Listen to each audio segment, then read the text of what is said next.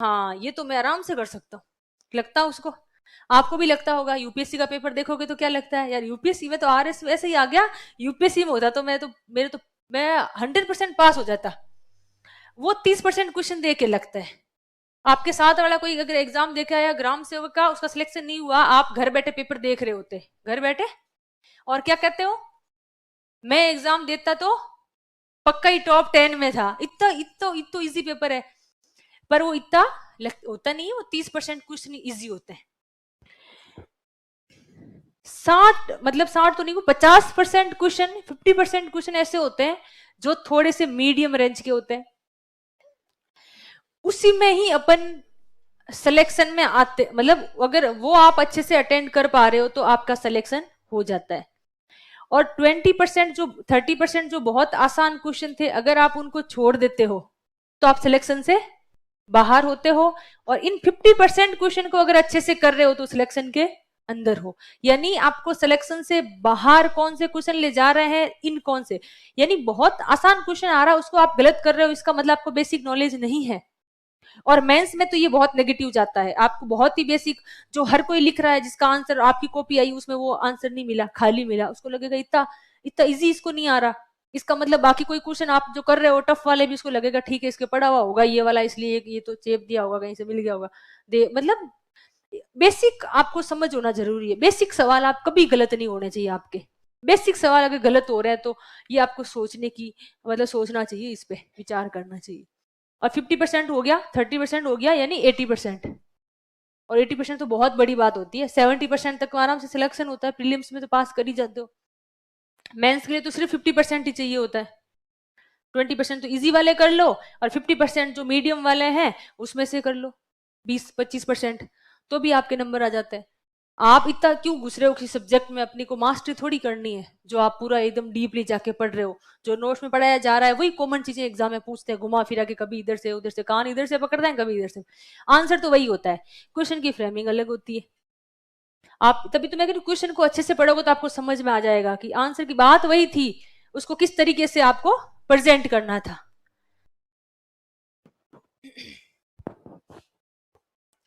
अब जो 20% क्वेश्चन बच गए वो सबसे हार्ड क्वेश्चन होते हैं, और उन क्वेश्चन को देख के हमेशा हर किसी को निराशा महसूस होती है। वो सवाल कब आप कर नहीं पाते, इवन पुराने पेपर्स में भी आपको नहीं समझ आते, देखते होंगे आप बहुत सारे ऐसे टफ क्वेश्चन आपको मिल जाएंगे।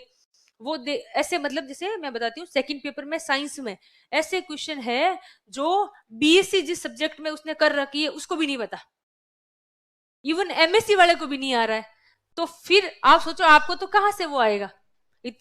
उसका टारगेट यही होता है, आरपीएस यही तो चाहती है, सारे आप कर दोगे तो फिर आप तो ज्यादा ज्ञानी हो गए, इसलिए पेपर ऐसा बनता है।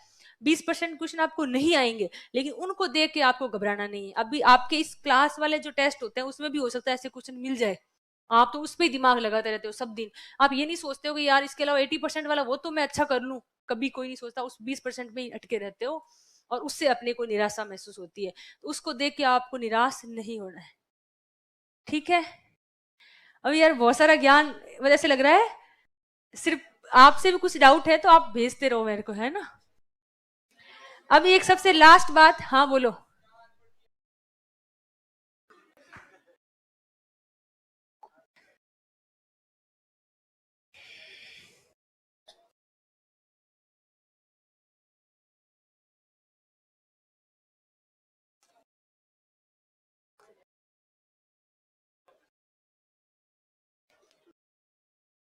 देखो, अभी राजस्थानी को दर्जा नहीं मिला है, मैं भी सपोर्ट करती हूँ मिलना चाहिए, तो अभी से आप थोड़ा हिंदी में लिख के भेजो अगर किसी को कुछ लिखना हो तो, है ना। इस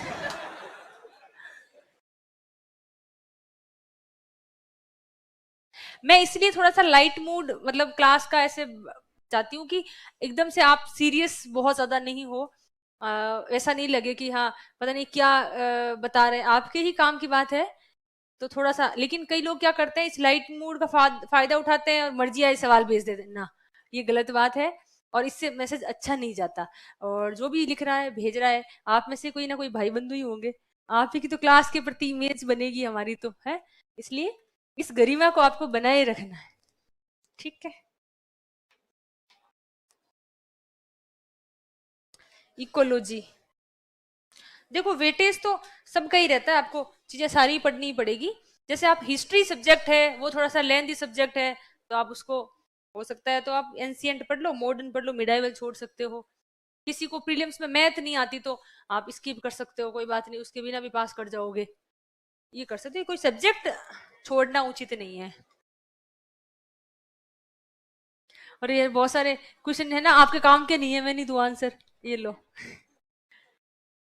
कितना टाइम हो गया आपके बैच को, और अभी तक ऐसे ही सवाल पूछे जा रहे हो। कुछ राइटिंग स्किल का पूछना हो तो पूछो, लेखन के बारे में ज्यादा ही। हाँ,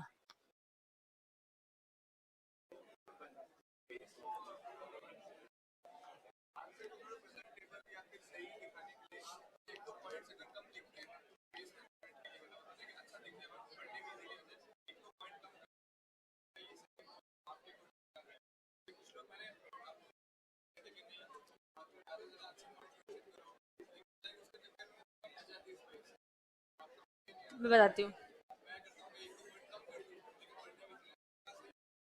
देखो इनका जो सवाल है, आप सभी के लिए भी काम का हो सकता है, आप सुने, इन्होंने अच्छा सवाल पूछा है। इनका क्वेश्चन ये है कि जब हम लिखते हैं तो स्पेस कम होता है कई बार, ये बात सही है, क्योंकि अभी आप लिमिटेड चीजें पढ़ के आते हो, तो कुछ सवाल तो ऐसे जिसमें आपको लगता है इसमें तो झंडे गाड़ दूं मैं, अगर ये सवाल तो मैं पूरा ऐसा करूंगा कि सर को भी नहीं पता चलेगा। एक सवाल ऐसा जिसमें आपको कुछ नहीं आ रहा होता है, दो चीजें होती। इनका सवाल ये था कि जब बहुत ज्यादा चीजें आ रही हो, पॉइंट हमें पता हो, स्पेस कम हो, तो हम क्या करें, क्या तीन चार चीजें लिख के छोड़ दें। आप में से मोस्टली इस बात को समझ भी गए होंगे। अगर मैं ये कहना, अगर आपको आता है क्वेश्चन अच्छे से तो आप लिखें, स्पेस का बिल्कुल आपको स्पेस तो मतलब जो इतना है उतना ही भरोगे, उससे बाहर तो कैसे लिखोगे। आपको उसका नहीं सोचना है कि शब्द सीमा, शब्द सीमा इसमें मैटर ही नहीं करती। ऑलरेडी आपको क्या कर रहे हैं, वो फिक्स अपना वो लाइनें दे रहे हैं, 5 नंबर वाले में 5 ही लाइन मिलेगी, 10 नंबर वाले में 10 ही लाइन मिलेगी। अब आप कैसे, अब आपको काउंट नहीं करने, वर्ड काउंटिंग वहां पे करने की जरूरत नहीं है। जितना आ रहा है मैक्सिमम, जो जितना भर सकता है वो कॉपी भर के आनी है। पहली बार जब मैंने दिया था फर्स्ट अटेम्प्ट में, तब ये हुआ था मेरे साथ कि मेरा पूरा पेपर, पूरा पेपर नहीं मतलब मोस्ट मेरा पेपर छूटा था, उसमें 20 से 25% छूटा था, 20% के आसपास। तो मेरी मार्किंग की कितने में से हुई थी, 80% में से हुई थी। अपने आप ही 80% में तो मार्किंग हो रही, तो 40% तो मैं ला ही नहीं सकती, 50% आ रहे हैं, इसमें मैंने कहा टॉपर बनता है, तो आप बिना प्रैक्टिस के तो ला नहीं सकते। तो आपको सवाल छोड़ने नहीं है, छोड़ दिए तो आप वैसे ही, आप समझो 200 नंबर का पेपर है, उसमें आपने 20 नंबर का छूट किया, तो आपके 180 में से मार्किंग होएगी, तो आप तो 20 नंबर तो वैसे ही पीछे चले गए। दूसरी इसी बात के साथ मेरे को याद ये आ रहा है कि एक आप इस बात को हमेशा समझे कि मेंस में तो आधा आधा नंबर भी मैटर करता है। 1/3 मार्क्स किसी के 1/4 मतलब ये दे देते हैं, लगभग 1/4 नंबर देते हैं, बाकी 1/3 नंबर देते नहीं है, काउंटिंग में ठीक रहता है उनके। तो अगर आपके आधा नंबर भी कहीं क्वेश्चन में बढ़ रहा है, तो भी 10-10 नंबर के कितने सवाल आते हैं सभी सेगमेंट को मिला के, 10 क्वेश्चन तो आ ही जाएंगे एक पेपर में, 7 आते हैं। 7 में अगर आधा आधा नंबर बढ़ा, कितने बढ़े, 3.5 नंबर बढ़े। और 5 नंबर वाले में कुछ में गुंजाइश होती है, जिसमें आप थोड़ा सा मेहनत करो तो आपका आधा नंबर बढ़ सकता है। ऐसे करके आप एक पेपर में लगभग 9 से 10 नंबर आप ऐसे अलग से, मतलब आप अपने थोड़ा सा एफर्ट करो, प्रैक्टिस करो, उसे आप गेन कर सकते हो। और एक पेपर में 10 नंबर का मतलब 3 पेपर में 30 नंबर, और 3 पेपर में 30 नंबर का मतलब आप सिलेक्शन से बाहर हो रहे थे और अब आप टॉप में आ जाओगे। तो आपके लिए आधा नंबर भी बहुत वैल्यूएबल है, इसलिए तो मैं कह रही हूं, नहीं आ रहा तब भी टेस्ट दो, इससे प्रैक्टिस होगी। नहीं आते हुए सवाल को भी अटेंड कैसे करना, कैसे लिखना है। एक जो जिसका मैं हमेशा बताते रहती हूँ क्लास में भी एग्जाम्पल, जैसे एक क्वेश्चन हमारे टाइम आया था जो मेरे को याद आ रहा है, इसलिए मैं बता देती हूँ कि एक क्वेश्चन था कि स्पोर्ट्स वाले सब्जेक्ट से था, कि एक अकादमी पूछी थी उन्होंने, कोई गेम के रिगार्डिंग थी स्पोर्ट्स की, तो उसके बारे में समीक्षा या टिप्पणी पूछी थी उन्होंने। अब मुझे नहीं पता उस अकादमी का क्या था, उन्होंने खेल का नाम लिख दिया, अकादमी का नाम लिख दिया, और उसकी टिप्पणी लिखनी थी, कुछ ही नहीं पता था, नहीं पढ़ा हुआ था, लेकिन फिर भी लिख दिया कि अकेडमी करती क्या है, किसी भी गेम के लिए उसका रोल क्या होता है वो तो पता ही होता है, उसके बारे में लिख दिया ये करती है इसको। टिप्पणी का मतलब होता है आपको मूल्यांकन टाइप का करना, टिप्पणी में यही होती चीजें, आपको इवेल्युएट ही करनी होती है, शॉर्ट नोट्स तो अब उसमें कुछ मैंने अच्छी बात बता दी कि भाई ये करती है, लेकिन इनको ये भी करना चाहिए, क्योंकि मेरे को कुछ नहीं आ रहा था तो कुछ तो लिखना ही पड़ेगा। और उसमें मेरे को मान लो डेड नंबर उन्होंने दे दिए, तो डेड नंबर तो बहुत बड़ी बात है। ऐसे करके आपको मार्क्स लाने होते हैं मेंस में। सारे क्वेश्चन आपको नहीं आएंगे, आपके नोट्स में से 50% क्वेश्चन तो एज इट इज मिल जाते हैं। आप भले उसमें कुछ मेहनत मत करो, यहाँ से याद किया वहां जाके लिख दो, as it is test paper में से ही मिल जाएंगे। बाकी वाले में थोड़ा सा आपको अपना दिमाग लगाना पड़ेगा, क्योंकि अपन एज इट इज भी लिखे आएंगे तब भी वो अपने 10 में से 10 तो देना नहीं है। ये बात है, ठीक है।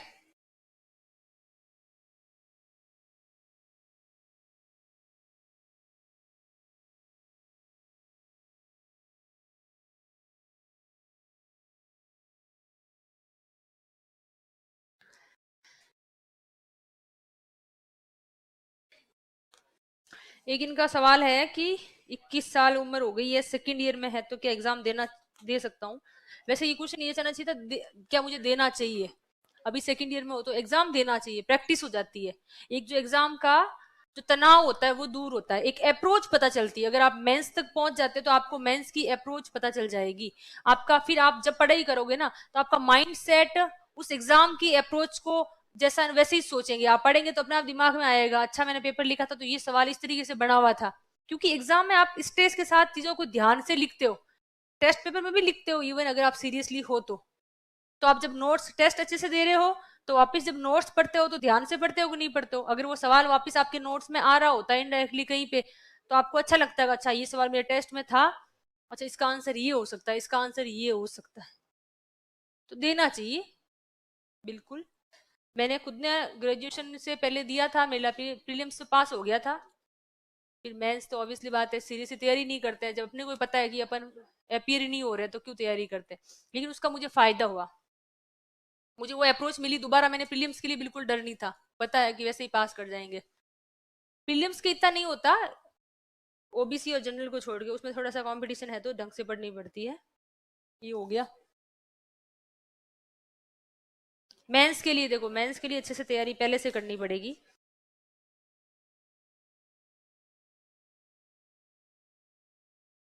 बिल्कुल ले सकते हो, ये भी एक अच्छा सवाल है।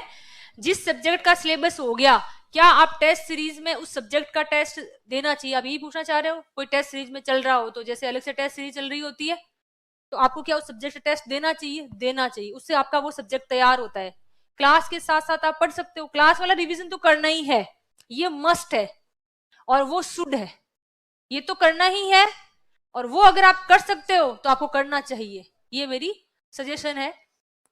बाकी आपकी इच्छा। अगर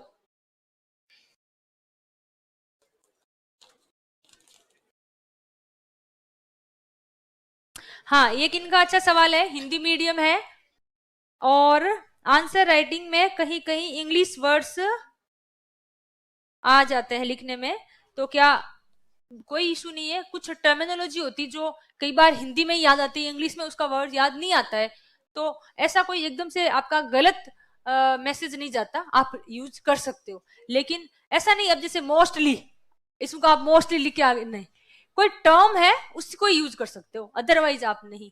अदरवाइज कोशिश करो कि हिंदी का तो हिंदी में ही लिखो। वैसे तो इंग्लिश में जब आप लिखते हो ना ऐसे वगैरह, थीम एलोब्रेशन वगैरह, तो आप कई बार उसको रोमन लिपि में लिख सकते हो। जैसे आप मान लो पर्यटन पे कोई आपके ऐसे आ गया इंग्लिश में और आपने पर्यटन का लोगो लिखना है, तो आप उसी भाषा में लिखो, उसको ट्रांसलेट थोड़ी करोगे, लिख सकते हो। कोई ऐसी आपको लगता है हिंदी में कोई ऐसी कोई मुहावरा, मुहावरा तो नहीं, कहावत कोई आपको याद आ गई, इंग्लिश में नहीं आ रही, तो उसको भी आप लिख सकते हो एक लाइन में है। जैसे मन के हारे हारे मन के जीते जीते, आप इसको अगर इंग्लिश में ट्रांसलेट नहीं कर पा रहे हो तो आप इसको लिख सकते हो, छूट है। हिंदी में भी लिख सकते हो, भली रोमन हिंदी वाली आपकी जो देवनागरी लिपि है उसमें भी लिख सकते हो।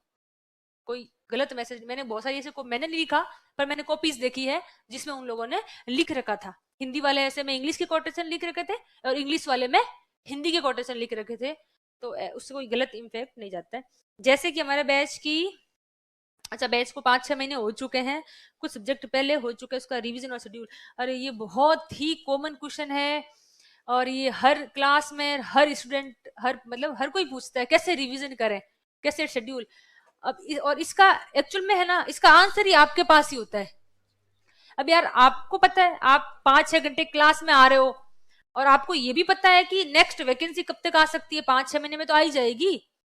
तो आपको ये भी पता है नेक्स्ट में अगर आप अपियर हो रहे हो तो आपको एग्जाम तो देना, फाइनली वो पास करना ही। अब आप देखो ना, आपको शेड्यूल, आपको सिलेक्शन करवाना है तो वैसा शेड्यूल बना के रिवीजन आपको ही करना पड़ेगा, वही 5-6 घंटे आपको ही निकालने पड़ेंगे।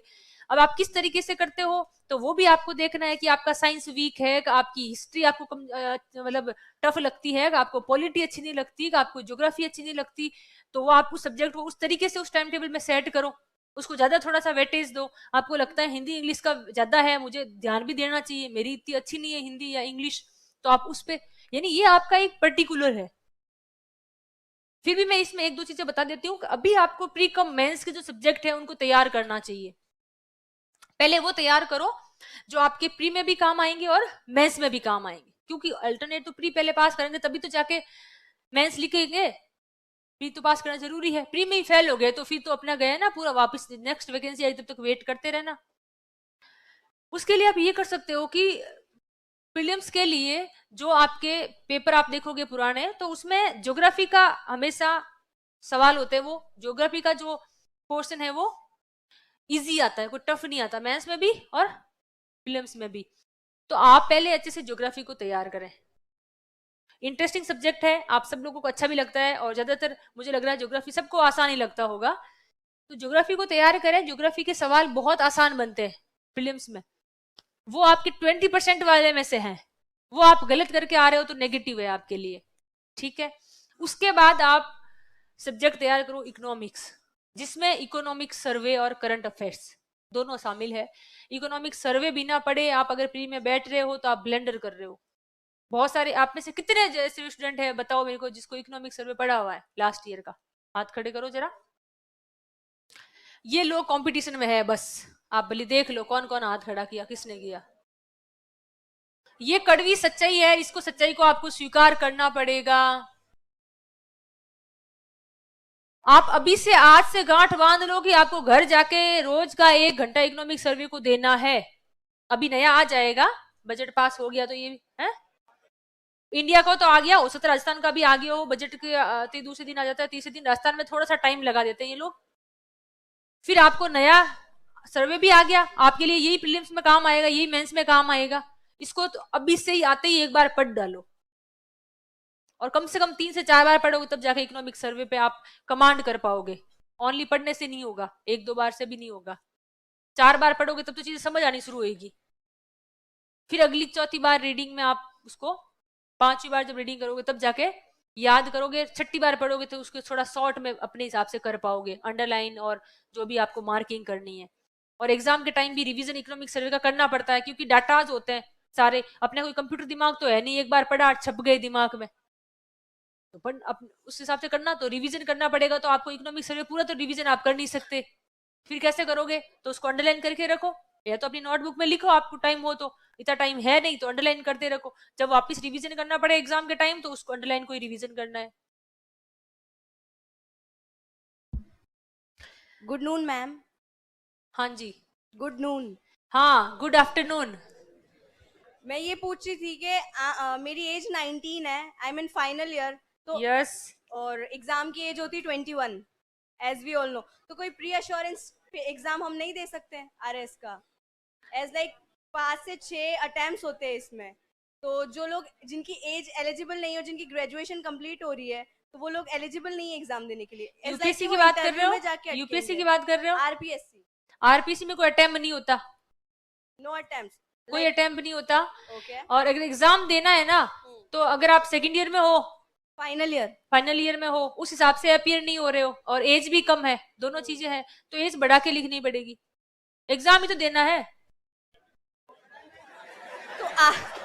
तो आगे जाके नहीं अटकेंगे, एज लाइक क्या नहीं, फाइनली सिलेक्शन तो नहीं होगा अपना, एज लाइक मतलब हाँ, पेपर तो दे सकते हैं ना, पेपर दे सकते हैं। और जैसे टीएसपी एरिया है, ठीक है, अगर मैंने टीएसपी का सर्टिफिकेट बनवा रखा है तो मेरी पोस्टिंग आएगी टीएसपी में ही, टीएसपी में आएगी। और अगर मैंने सर्टिफिकेट नहीं बनवाया है तो उसके बाद भी मुझे टीएसपी में ही पोस्टिंग मिलेगी, या नहीं, उसमें एक ऑप्शन आता है टीएसपी और नॉन टीएसपी।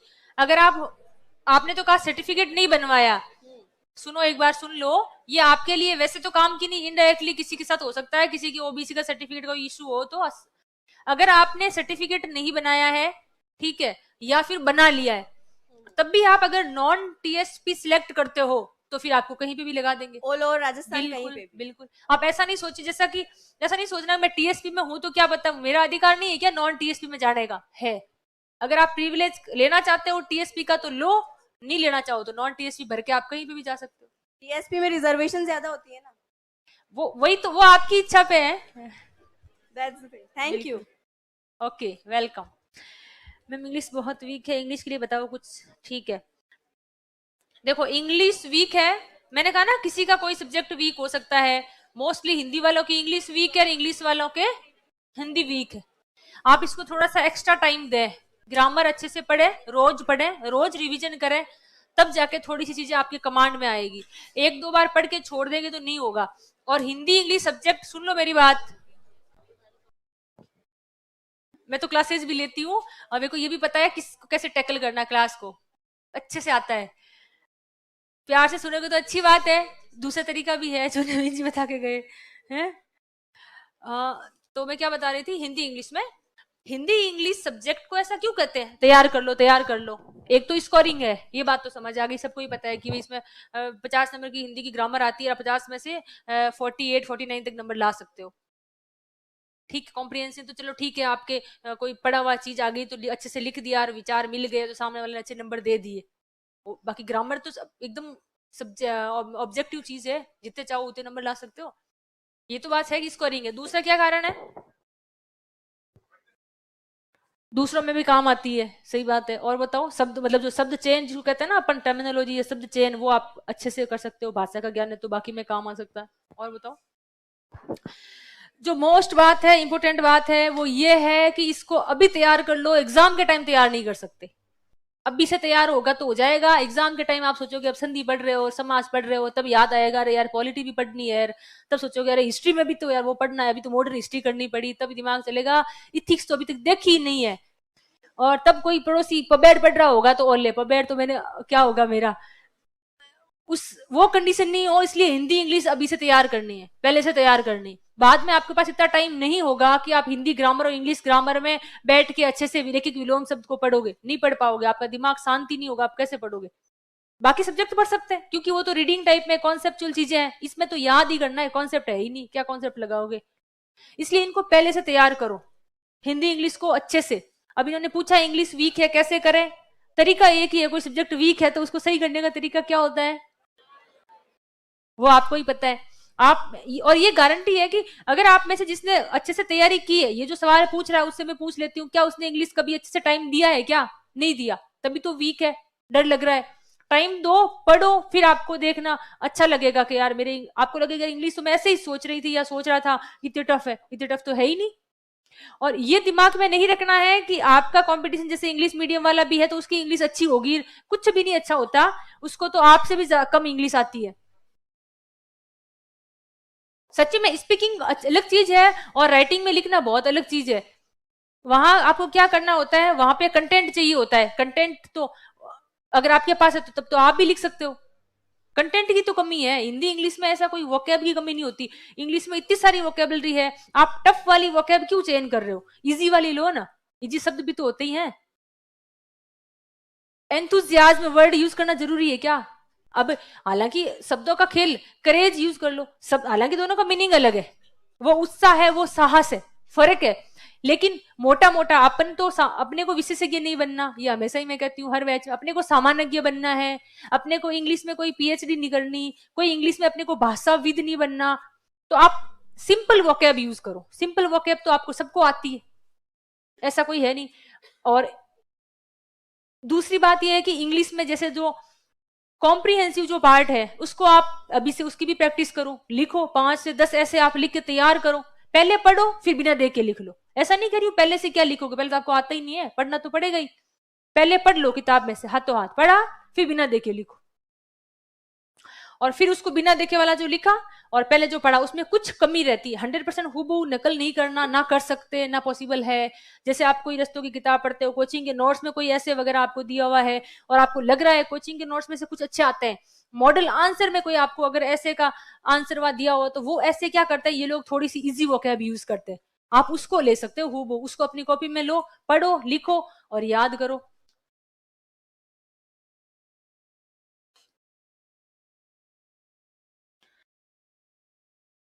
और ऐसे करके आप 10 तो तैयार करो, एटलीस्ट 10, तो आपको कॉन्फिडेंस आ जाएगा, डर नहीं लगेगा इंग्लिश से। जब तक अपन जिस चीजें दूर भागते हैं उसी से अपने को डर लगता है।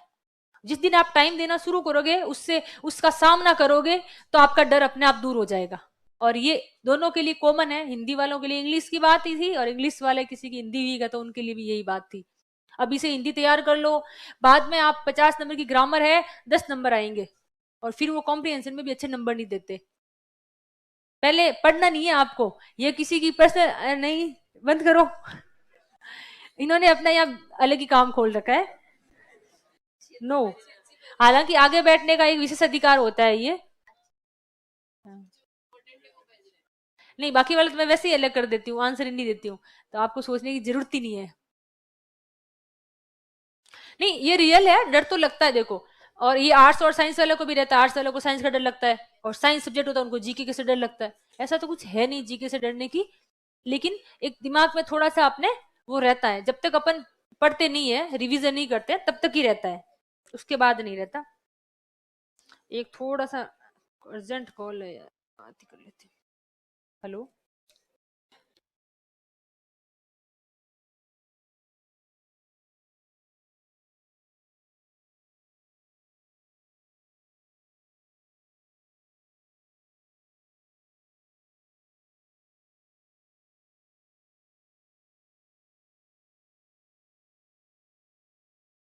हेलो, हेलो, आवाज आ रही है?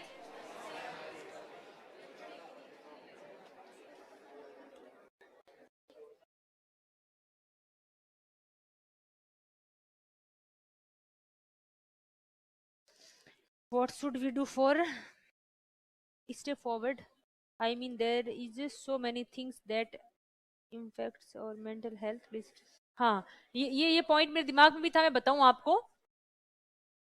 हालांकि आप सभी बहुत पॉजिटिव थिंकिंग है आप सभी के, अभी आप उस लेवल में हो ही नहीं कि आप चीजों को मैनिपुलेट कर सको।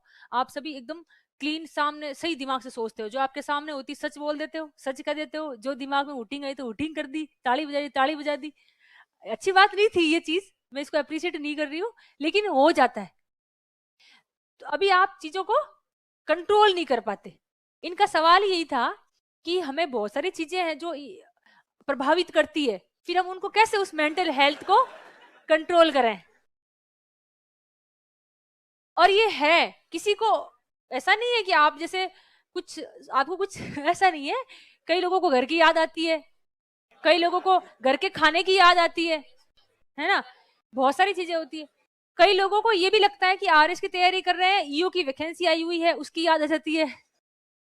मतलब बहुत सारी चीजें प्रभावित कर सकती है, क्योंकि मैंने कहा ना, आप अभी रॉ मटेरियल है, अभी आप उन चीजों को मैनिपुलेट नहीं कर सकते, आप अभी बनावटीपन वाले नहीं है। वो धीरे धीरे आप हमारी तरह जॉब में आ जाओगे ना, तब आपको पता चलेगा किसका फेस रीड करके क्या बात बोलनी है, कैसी सिचुएशन है तब क्या बोलना है। अभी आपके अंदर वो चीजें नहीं है, आप एकदम वो नहीं है, तो इसका मतलब आप क्या हो, पॉजिटिव भी हो। ज्यादा एक्सपीरियंस होने के बाद आदमी निगेटिव होता है, ये आपने देखा। जो पीएचडी कर लेता है ना जिस सब्जेक्ट में, वो आपको बता देगा, उस सब्जेक्ट की नेगेटिविटी बताएगा हमेशा, भले आप उसे चर्चा कर लेना। और जिसने कम पढ़ा है, सरफेस पढ़ा है उस सब्जेक्ट का, वो हमेशा उसकी अच्छी बात बताएगा। ये रियलिटी है कि नहीं है? तो आप में से अभी जो सवाल है ना, उसका आंसर दे रही हूँ। इन्होंने कहा मेंटल हेल्थ का, तो मैं यही कहना चाह रही हूँ कि आप लोग भी जिस फ्रेश माइंड से अभी यहाँ सोच रहे हो, बैठे हो, जिस पॉजिटिविटी के साथ आप यहाँ आ रहे हो, पढ़ रहे हो, रोज आप यहाँ आते हो तो एक अच्छी फीलिंग आपको आती होगी, घर पे कई बार निराशा महसूस हो जाती है, उसी पॉजिटिविटी को आप लास्ट तक बरकरार रखना। उसी मतलब तनाव नहीं लेना है, ऐसा नहीं सोचना कि सिलेक्शन नहीं हुआ तो क्या होगा। नहीं, सिलेक्शन, मैं मेरी मेहनत कर रहा हूं, मैं मेरी मेहनत कर रही हूं, इसका रिजल्ट कहीं ना कहीं कभी तो मिलेगा। आप जो मैंने हालांकि नहीं बोलना चाहिए, मैं भाई बुरी स्थिति बताऊं ना, जो आपके साथ बुरी से बुरी क्या हो सकती है, सिलेक्शन नहीं होगा तो क्या हो सकता है बुरा से बुरा, वो सोचो। है ऐसा कुछ भी आजकल यार, मतलब बहुत सारी अपॉर्चुनिटी है आपके पास, इतना ज्ञान तो हो जाएगा यहाँ कोचिंग करने के बाद। आप इतना तो सोच ही पाओगे कि आपके जीवन में अगर आप आरएस नहीं बने तो आप कुछ ना कुछ अच्छा कर लोगे। ये तो आपके अंदर एक है, ये तो होना चाहिए यार। देखो ये जीवन में बहुत जरूरी है।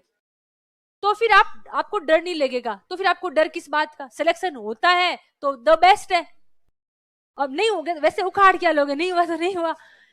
तो डरना नहीं है, तनाव नहीं रखना है, मस्त होके पढ़ाई करनी है, खुश रहना है। ये जो मेंटल हेल्थ का है ना, इसके अलावा और कोई आपको मैं ऐसी रामबाण कोई पेंसिया मेरे पास नहीं है जो आपको बता दूं, गुट्टी पिला दूं ताकि सब। कई बार नेगेटिव थॉट सबके अंदर आते हैं, लेकिन आप उसमें भी पॉजिटिव सोचना। 2 दिन 4 दिन बाद अपने आप आपके अंदर एक पॉजिटिविटी आएगी। और ये सर्कल है, सुख के बाद जो दुख है ना, और दुख के बाद सुख, और सुख के बाद दुख, ये एक चक्र है, वो चलता रहेगा। वास्तव में ये चक्र अपना नहीं, ये प्रकृति का चक्र है, ये अपने हाथ में भी नहीं है। और आपके अंदर भी यही चलता है। आपका दिमाग कभी तो आशावादी हो जाता है, आपको इतना कॉन्फिडेंस आ जाता है कि नहीं मेरा सिलेक्शन तो होगा, आप बहुत पढ़ाई करते हो। और कभी अपने आप ऐसी निराशा आती है, आपको लगता है कि नहीं मेरा तो कुछ नहीं हो सकता, मेरा तो कुछ भी नहीं हो सकता, मैं तो अभी मेरे से पॉसिबल, ऐसी कंडीशन भी आती है। पर आप तब आप पॉजिटिव आदमी से बात करो, आप पॉजिटिव, आपके फ्रेंड्स हैं, घर वाले हैं, परिवार वाले हैं, उनसे बात करो जो आपको अच्छा बताए कि नहीं नहीं कर, तू देख मेरे पड़ोसी था उसने भी तैयारी की थी, एक बार में नहीं हुआ, या फिर जो भी उसकी कमी रही लेकिन उसने बाद में दोबारा से अच्छे से तैयारी की, या शुरुआत में उसने अच्छे से ध्यान नहीं दिया, बाद में ध्यान दिया तो पहली बार में ही उसका हो गया, बिल्कुल नया था, कम एज में थी, फिर भी वो एसडीएम बन गई। तो आपको अच्छा लगेगा, अच्छा उससे आपको एक अच्छी फीलिंग है, उनसे आप बात करो। नेगेटिव आदमी से नहीं बात करनी। नेगेटिव आदमी क्या कहेगा? देख मैं खुद 10 साल का भुगत भोगी हूँ और मैं नहीं, देखो फलाना वो तो उसने तो इतनी तैयारी की थी, वो तो दिल्ली गया था तैयारी करने के लिए और आज तक उसका ग्राम सेवक में भी नहीं हुआ। तो ऐसे लोगों से अपने को बात नहीं करनी, वो अपनी नेगेटिविटी को बढ़ाते हैं। नहीं, अपने को पॉजिटिव लोगों से बात करनी है, पॉजिटिव एनवायरमेंट में रहना है, तनाव मुक्त रहना है।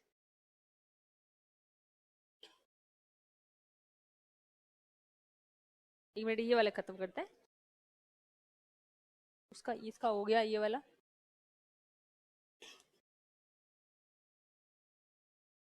ये भी हो गया, हो गया। कोचिंग के अलावा कितने घंटे पढ़ाई करनी है, ये भी व्यक्तिगत सवाल है, लेकिन मैं तो सजेशन दूंगी। तो सजेशन हमेशा आदर्शवादी होता है, ये ध्यान, सुझाव हमेशा आदर्श वाले होते हैं और कार्य प्रैक्टिकल से काम चलता है। मैं तो कह दूंगी जितने घंटे उतने घंटे पढ़ाई करो, लेकिन प्रैक्टिकल में होता नहीं है, किसी के दिमाग में घुसता ही नहीं है, तो वो क्या पढ़ेगा। तो मैं ये कहना चाहूंगी आप सबसे कि आप जिस एग्जाम की तैयारी कर रहे हो, आप जिस पोस्ट के लिए आप आना चाह रहे हो, जो राजस्थान की सबसे मतलब राजस्थान में इससे ऊपर एग्जाम होता नहीं है, आप उस एग्जाम की तैयारी कर रहे हो, आप उस पोस्ट पे आना चाहते हो, तो आपको मेहनत तो करनी पड़ेगी, इसमें तो कोई डाउट नहीं है। हाँ, स्मार्ट स्टडी सब कहते हैं, स्मार्ट स्टडी करनी पड़ेगी, लेकिन वो स्मार्ट स्टडी भी मेहनत का ही एक भाग है। हार्ड वर्क के अलावा कुछ भी नहीं होता। हार्ड वर्क करोगे तो अपने आप स्मार्ट स्टडी भी समझ आएगी, सब आएगा, ओनली स्मार्ट स्टडी कुछ नहीं होती। तो आपको मेहनत करनी पड़ेगी। आपके पास, मैं तो ये कहती हूँ जितना टाइम है मैक्सिमम आप दे सकते हो देना चाहिए। किसी का दिमाग ऐसा होता है 1 घंटे में याद कर सकते हैं, कई ऐसे होते हैं जो 2 घंटे में एक चीज को 2 बार पढ़ते हैं तब याद हो सकता है, किसी को 1 बार पढ़ने से याद हो जाता है और किसी को 5 बार पढ़ने से याद होता है। तो अब ये आपका व्यक्तिगत है कि किसको कितनी कैपेसिटी है दिमाग की, उतना टाइम देना है। कोई एवरेज स्टूडेंट है उसको ज्यादा टाइम देना है, कोई किसी को लगता है नहीं मेरे को याद, मतलब मोस्टली आपको आपका उद्देश्य क्या है, जो चीजें आप पढ़ रहे हो यहाँ पे उसको समझना और याद करना और एग्जाम में लिखना। वो आपका अगर दिमाग कर पा रहा है कम टाइम में तो ठीक है। कुछ किसी को ये होता है कंटिन्यू बैठ जाते हैं 5 मतलब 2-3 घंटे भी पढ़ लेते हैं, फिर थोड़ा ब्रेक ले लिया फिर पढ़ लिया। कई लोग ऐसे होते हैं रात में पूरी रात ही पढ़ा लो तब भी पढ़ लेते हैं। कई लोग होता है सुबह जल्दी उठ के पढ़ते हैं। तो ये सारी कितने घंटे वाली चीज है ना, पर्टिकुलर है, इसका आंसर नहीं दिया जा सकता। लेकिन इसका आदर्श जो आंसर मैं देना चाह रही थी वो ये है, मैक्सिमम आपके जीवन में इससे इंपॉर्टेंस अभी और किसी चीज की नहीं होनी चाहिए। फर्स्ट प्रायोरिटी आपके लिए यही एग्जाम होना चाहिए, तब तो आप निकाल पाओगे। अदरवाइज तो भले अटेम्प्ट दो और बाद में किसे सुनाना। और ऐसा तो है नहीं आपके जितने आ रहे हैं सभी बढ़ जाएंगे, सभी इतने तो 1000 लोग, इतनी तो वैकेंसी नहीं आती। तो इसका श्योर है कि आप में से कुछ बच्चे टॉप करेंगे, कुछ मीडियम में रहेंगे और कुछ बाहर हो जाएंगे। अब आपको किस में आना है, टॉप में आना है कि मीडियम में आना है कि बाहर होना है, तो आप वही घंटे आप तय करना। आप प्रायोरिटी पे क्या रखते हो? प्रायोरिटी पे आपकी पढ़ाई है, प्रायोरिटी पे आपका मनोरंजन है, या प्रायोरिटी पे आपका कुछ जो आप समस्याओं से घिरे हुए हो उन्हीं को ही सोच सोच के बैठे हो, मेरे घर परिवार की स्थिति अच्छी नहीं है, या मेरा पर्सनल कुछ लफड़ा चल रहा है, ये है वो है। नहीं, तो प्रायोरिटी आपकी अगर एग्जाम है तो निश्चित रूप से ये पे करेगा। आप मेहनत करोगे उसका फल तो मिलेगा। ये कहावत है या ये चीजें ऐसे ही नहीं बनती, मेहनत का फल मिलता है।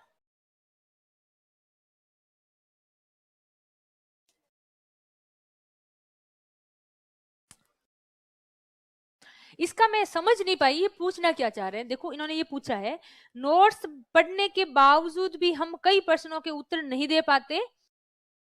हालांकि इसका मैंने जो बताया था कि 20% वाला फैक्टर वो यहाँ पे भी काम करता है।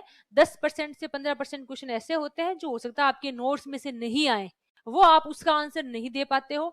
लेकिन ऐसा क्वेश्चन कोई हो जो इनडायरेक्टली कई बार आपके नोट्स में से हो सकता है, मिल जाए उस 10% में से 5% तो आप इनडायरेक्टली कर ही पाओगे, और 5% तो ऐसे होंगे जो वास्तव में नहीं कर सकते। तो उन 20% के लिए अगर आप बाकी वाले सब सॉल्व कर पा रहे हो तो कुछ रेफरेंस बुक आप यूज कर सकते हो, जिसमें मैं ये सजेस्ट करती हूँ कि एनसीईआरटी की बुक आप देख सकते हो। इवन हालांकि आपके नोट्स मैंने सारे देखे हैं, पढ़े भी हैं, एनसीईआरटी को ही फॉलो करके लगभग लगभग आपको पढ़ाया जाता है।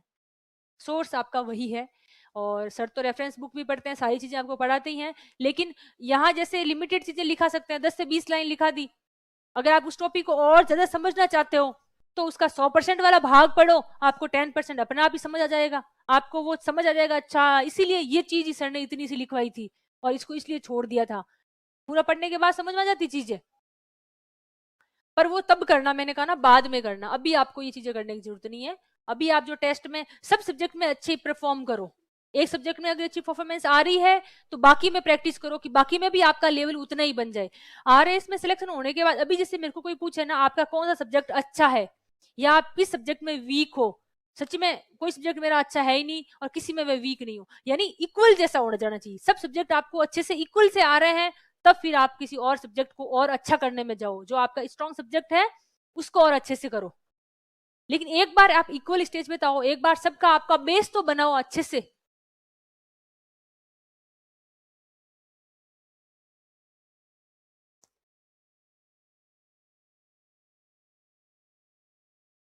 बहुत सारे सवाल आगे। ये सवाल मेरे कल से भी किसी ने पूछा था, पर्सनल सवाल है।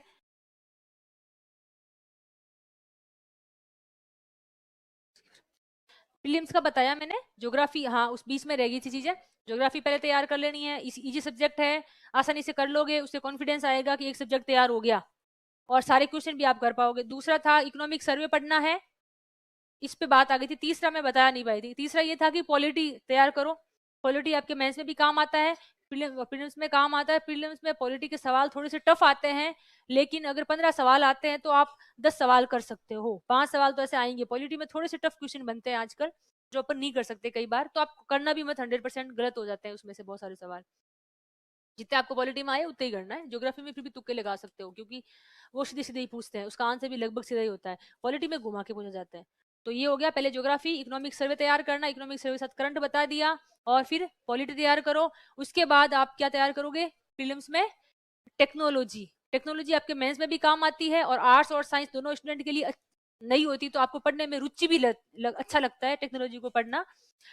टेक्नोलॉजी के सवाल बहुत आसान बनते हैं, ज्यादा टफ नहीं बनते, एक आध क्वेश्चन कभी कभार कोई टफ आ जाता है तो वो अलग बात है, अदरवाइज इतने टफ नहीं होते। टेक्नोलॉजी के सवाल आप प्रीलिम्स में अच्छे से सही कर सकते हो, तो आप टेक्नोलॉजी आपको तैयार करनी चाहिए। उसके बाद आप साइंस में हो या जैसे आर्ट्स वाले हैं तो भी साइंस को आप थोड़ा सा कॉमन जैसे एक नॉर्मल वैसे कर सकते हो, क्योंकि साइंस के सवालों का भरोसा नहीं रहता किस लेवल का पूछा जाएगा। हो सकता है सब्जेक्टिव अप्रोच से पूछ ले, हो सकता है करंट अफेयर्स में कुछ ऐसा हुआ उसको रिलेटेड करके पूछ ले, और हो सकता है एकदम सरफेस सा ऐसा नॉर्मल कोई पुराने कहीं एग्जाम में आया हुआ सवाल भी रिपीट कर ले। तो साइंस का एकदम प्रिडिक्ट नहीं कर पाते कई बार चीजों को क्या है, लेकिन फिर भी आपको साइंस मेंस में भी काम आ रही है, प्रीलिम्स में भी काम आ रही है, तो जो कॉमन है उसको तैयार करो।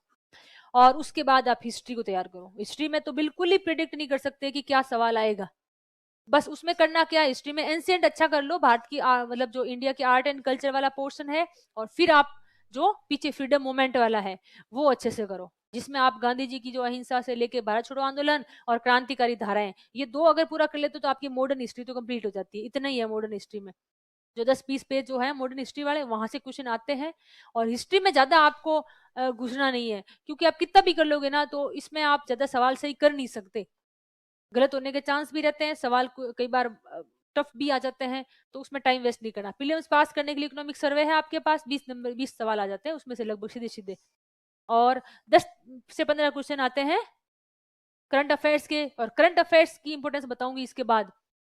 करंट अफेयर्स आपको प्रीलिम्स में हेल्प करेगा, लेकिन करंट अफेयर्स के बिना आप कितना ही पढ़ लो अपंग है। जैसे हमारे एक एलआर या जो टीनेंसी एक्ट हम अप्लाई करते हैं, जैसे कोर्ट केसेस वगैरह में रहता है, पहले तो सिर्फ सिलेबस में पढ़ा था, लेकिन अब तो हकीकत में काम भी करना पड़ता है।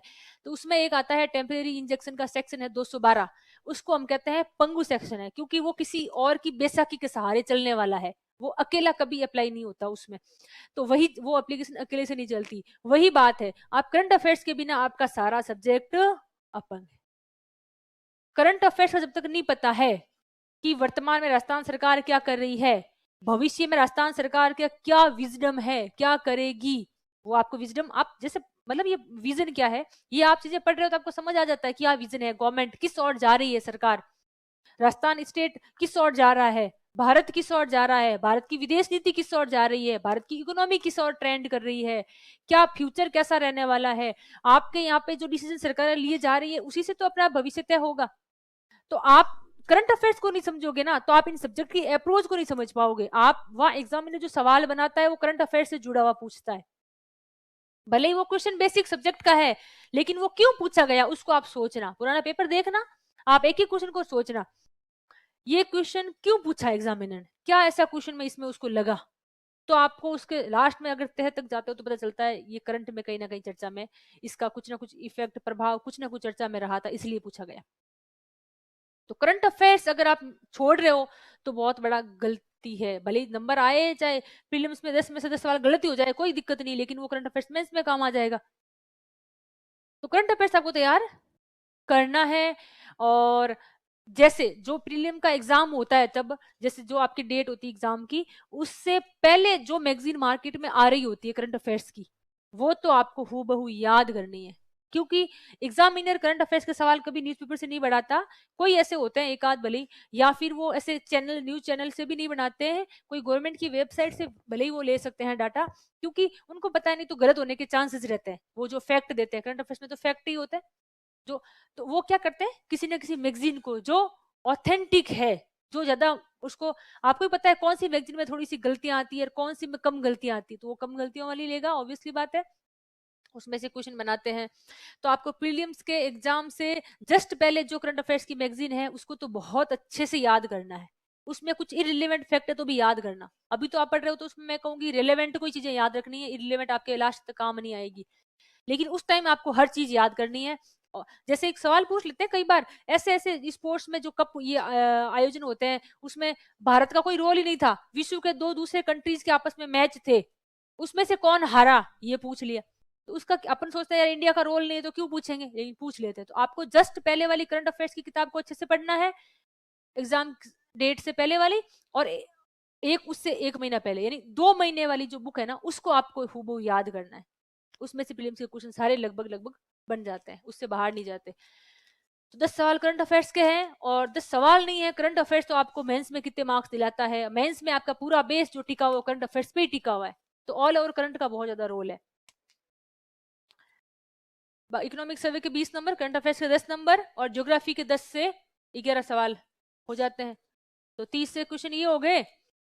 और टेक्नोलॉजी के आते हैं उसमें से आप 5 से 6 क्वेश्चन सही कर सकते हो आराम से, और पॉलिटी में भी आप 50% सही कर पाओगे, 50 नहीं पॉलिटी में 70% सही कर सकते हो। ऐसे क्वेश्चन आ सकते हैं जो आप अटेंड करो आराम से, ऐसा कोई टफ वाला नहीं आता, मीडियम लेवल के क्वेश्चन आते हैं। और अगर जिसकी मैथ वगैरह अच्छी है तो वो मैथ में लीड लेंगे, फिर वो प्रीलिम्स आराम से पास कर जाते हैं, उसके मैथ के सारे क्वेश्चन सही हो जाते हैं, मैथ टफ नहीं पूछते, मैथ थोड़ी सी आसान आती है जिसको, और मैथ नहीं आ रही है तो उसको फिर वही चीज है, हिस्ट्री पे भी थोड़ा देखना पड़ेगा, एंशिएंट और मॉडर्न हिस्ट्री अच्छे से करनी पड़ेगी, और साइंस और टेक्नोलॉजी अच्छे से करनी पड़ेगी। तो आप अपना कैलकुलेशन कर लेना भाई किस सब्जेक्ट में आपको किस टाइप से तैयारी करनी है। ये मैंने मोटा मोटा प्रीलिम्स का आपको बताया है, क्योंकि मेरे को कभी प्रीलिम्स का डर नहीं लगा। मैंने तो प्रीलिम्स में कभी ऐसा यूं मतलब एक हो सकता है किसी के मन में डर नहीं हो आप में से भी, लेकिन एक बार देने के बाद डर दूर होता है। अभी हो सकता है आपको लग रहा हो, बाकी प्रीलिम्स में ऐसा भी नहीं है। प्रीलिम्स में एक चीज ये भी ध्यान रखनी है कि आपको क्वेश्चन गलत नहीं करके आने। आप अगर तुक्का कर रहे हो तो श्योर गलत होगा। आरएस में तो कभी तुक्के का सवाल सही होता ही नहीं है, क्योंकि वो कोशिश क्या करते हैं, वो उस क्वेश्चन में कितना किस तरीके से आपके दिमाग को घुमाया जा सकता है, कितना घुमाया जा सकता है, पूरा घुमाते हैं। फिर आप उसमें करते हो ट्राई और वो होता है गलत। और मोस्टली मेरिट से 1 या 2 नंबर ही आसपास रहते हो आप, ज्यादा कोई एकदम से कम भी नहीं आते मार्क्स, एकदम से ज्यादा। अब वो कम ज्यादा होने का कारण क्या होता है, आप नेगेटिव चले जाते हो, आप क्वेश्चन ज्यादा अटेंड करते हो या फिर आप तुक्के वाले ज्यादा करते हो। और आप नेगेटिव में 4 से 5 क्वेश्चन अगर नेगेटिव हो रहे हैं तो कोई खराब नहीं है, ठीक है, हो जाते हैं। लेकिन उससे ज्यादा अगर आप गलत कर रहे हो तो आप फिर नेगेटिव, आपका फिर मार्किंग नेगेटिव होती जा रही है, आप फिर मेरिट से बाहर हो रहे होते हो। तो ये आपको प्रैक्टिस अभी से करनी है। अभी से आप क्वेश्चन जो मॉडल पेपर वगैरह देते हो यहाँ पे प्रीलिम्स का, तो उसमें अभी से प्रैक्टिस करनी है, नेगेटिव ज्यादा नहीं करने, नहीं करने अभी से। अभी तो आप ये सोच के कर देते होंगे कि टेस्ट ही तो है, नहीं, इससे आपकी हैबिट में आ जाता है, डर खुल जाता है। एक बार 100 से बाहर गाड़ी चला ली, फिर 90 पे तो एक्सीलेटर जाएगा ही जाएगा। तो अभी आपको यार 100 से नहीं चलानी है, अभी आपको प्रैक्टिस यहीं पे क्लोज करना है, पेन को बंद करना, यहीं से सीखना है। हो गए इतने क्वेश्चन, अब मैं इससे ज्यादा डाउट से ज्यादा नहीं करूंगी, पेन बंद करके रख दो। तो फिर आप देखना उससे रिजल्ट भी फर्क आ जाएगा, अपने आप आपकी रैंक भी इंप्रूव होगी, नेगेटिव मार्किंग भी कम होगी। बताओ अब दो, टाइम भी हो जाएगा यार ऐसे तो।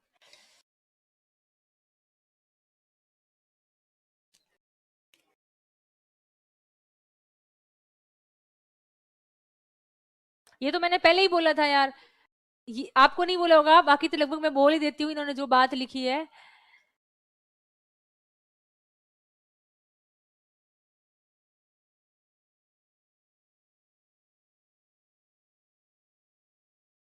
आप इस बात को नहीं समझ पाए। इन्होंने ये कहा है कि नोट्स तो सबके पास होते हैं, भाई नोट्स तो आप सभी पढ़ोगे ना।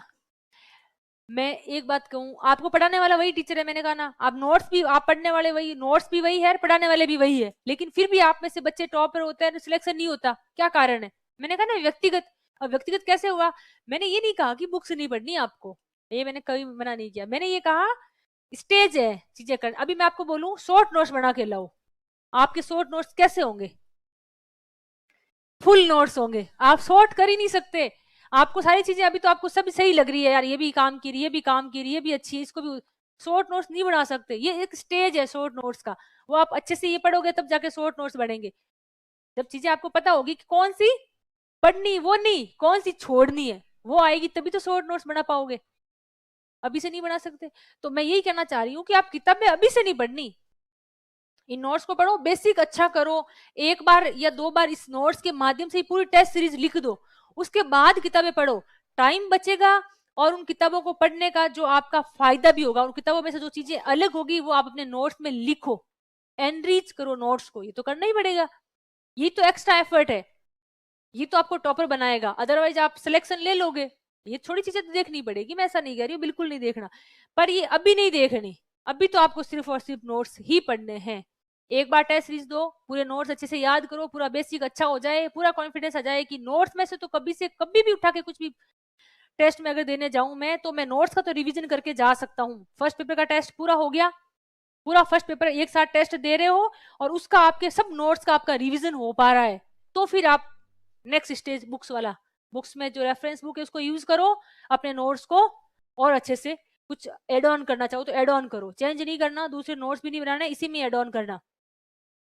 फिर आप टेस्ट सीरीज दोगे तो उसमें आपके सारी चीजें कवर होगी। जो आप कह रहे हो 20% सवाल बाहर से आते हैं, वो भी आप अटेंड करोगे, अच्छे से करोगे, और वो अटेंड करोगे तो ऑब्वियसली मार्क्स तो बढ़ेंगे ही बढ़ेंगे। वो कर सकते हो बिल्कुल।